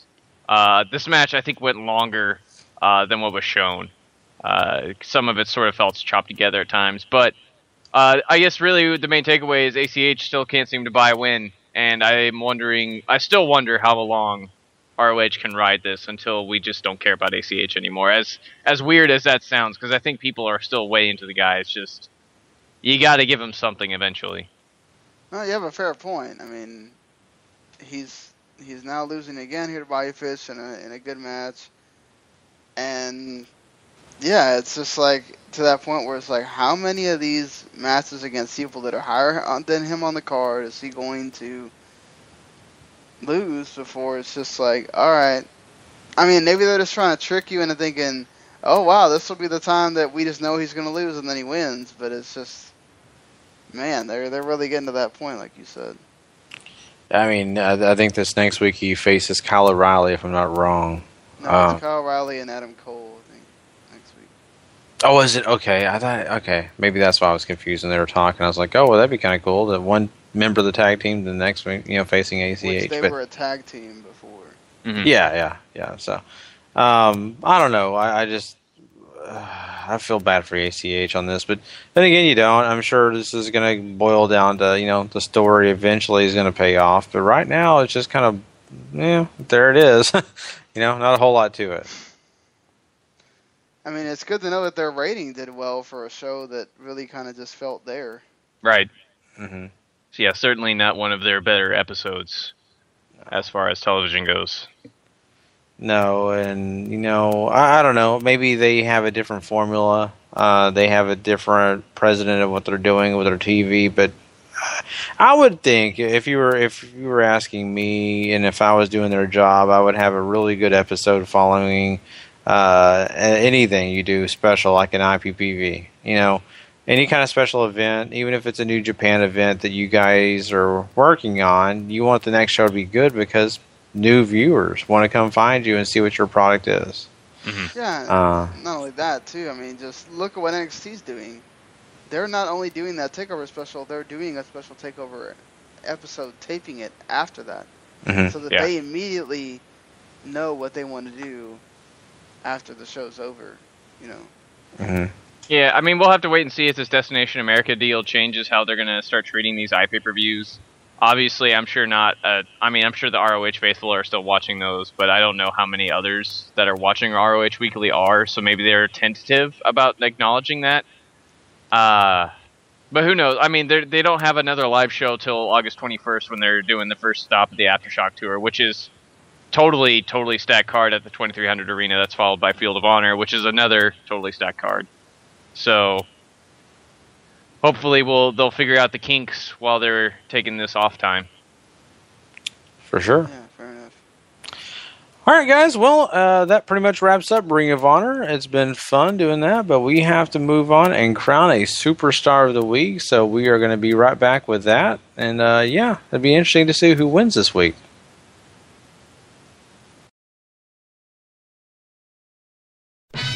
Superstar of the Week.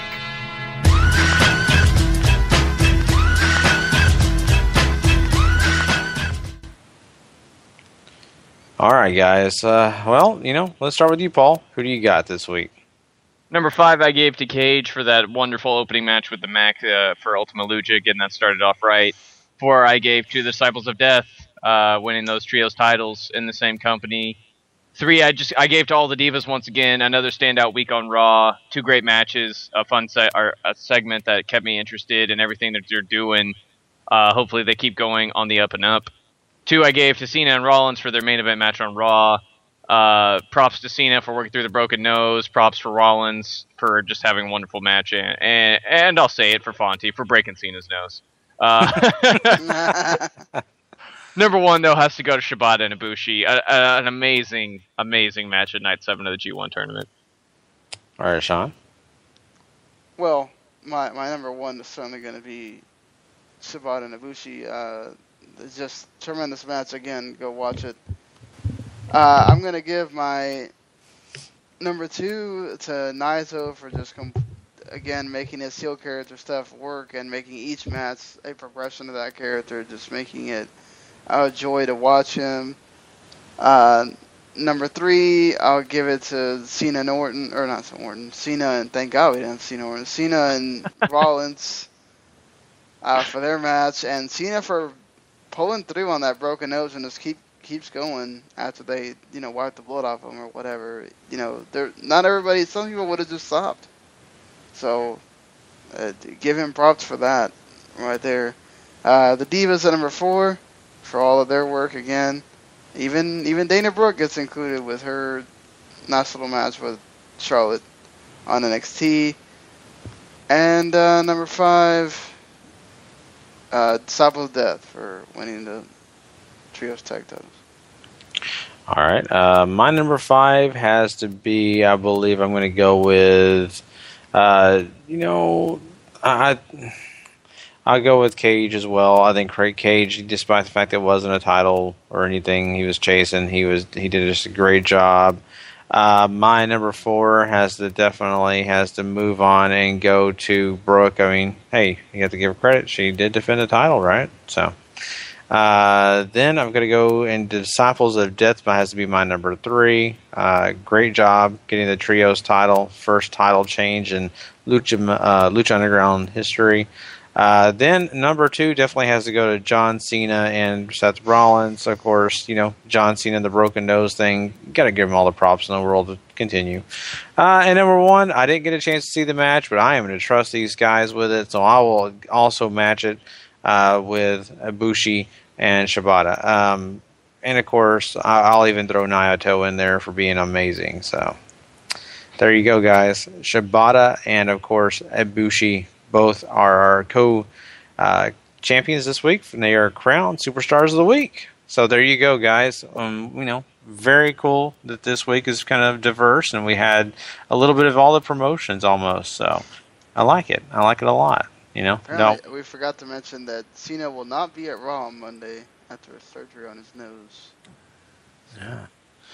Well, we'll have to see, how that all transpires, and if it will affect SummerSlam at all. So. They already had Rollins on SmackDown just totally glorifying the fact that he broke his nose. It's a shame Cody Rhodes isn't brown bagging people still. Yeah. That'd be great. Yeah. That would be amazing. So he'll be busy doing that. The pictures they showed, though, that's pretty nasty. Yeah, his nose is totally not where it's supposed to be. If you see those pictures, it's pretty brutal. I know. I got a little confused at times because I clicked online to look at the pictures of it, and then I was like, man, that looks pretty bad. Then I realized I was looking at pictures of Brooke Hogan. I had to go to never search. So, anyway. Well, guys, no Hogan is safe from Gary. I would make jokes about Nick, but yeah, he's already a joke by himself. So, moving on before I get sued, let's go ahead and talk about the fact that we have some other great stuff coming up for your guys' way. This show is done pretty much. We're done with this show, but guess what? We have another great show coming up your way this Thursday. You don't want to miss it. Of course, we're going to talk about some amazing things that are going to be hopefully happening by the time we get to that podcast. We're looking forward to talking about Ultima Lucha, the next 2 hours of that. We're thrilled about that. Can't wait to talk about that already. Hopefully next Monday's Raw is good. We're looking forward to NXT as well. And of course, maybe TNA and ROH will pick up the game and be even better this week, hopefully, because if they're not, we'll be depressed. But long story short, we are, happy about what's going to happen next week, as well as Sean's going to be covering the G1 this week coming up too. Don't forget that. Hey, if you want to know more about what's going on, you need to go check out those podcasts, and of course go check out Sean's written reports on lastwordonsports.com. That is going to be really cool stuff to check out as well. And of course, I'm going to let Sean plug a few other things. Yep, there's 2 shows, Saturday and Sunday, so I'll have podcasts and interviews for those. Then they take a break on Monday, and then they go Tuesday and Wednesday, if I'm not mistaken. So, yeah, got plenty of shows for those coming. We've also got the Football's the Football that we're going to be recording here in just a little bit. We got all 4 teams represented for our AFC North division preview. We'll be talking, what's Randy doing again? One of the Big Ten divisions, I think he said he's doing.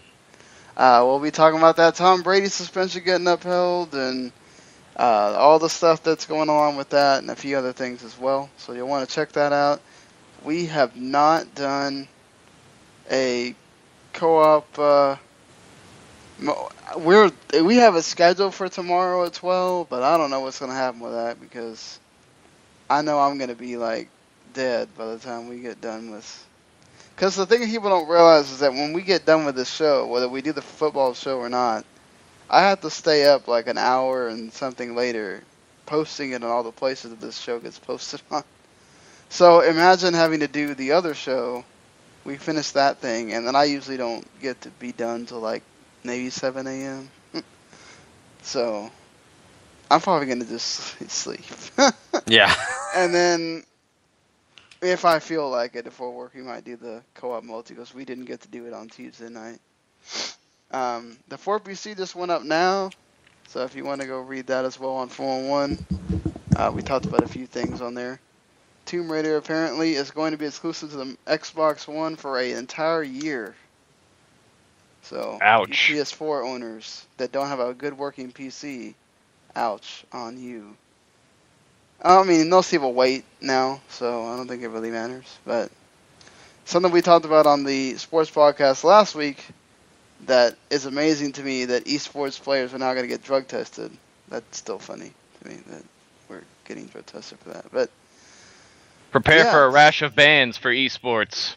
Exactly. Well, I mean, that's what's funny though, is like somebody brought up that, even coffee would sort of make your focus and attention be put on something where that's all that is really required for those kinds of games. So I wonder if you're just not gonna be allowed to drink coffee before a tournament match happens.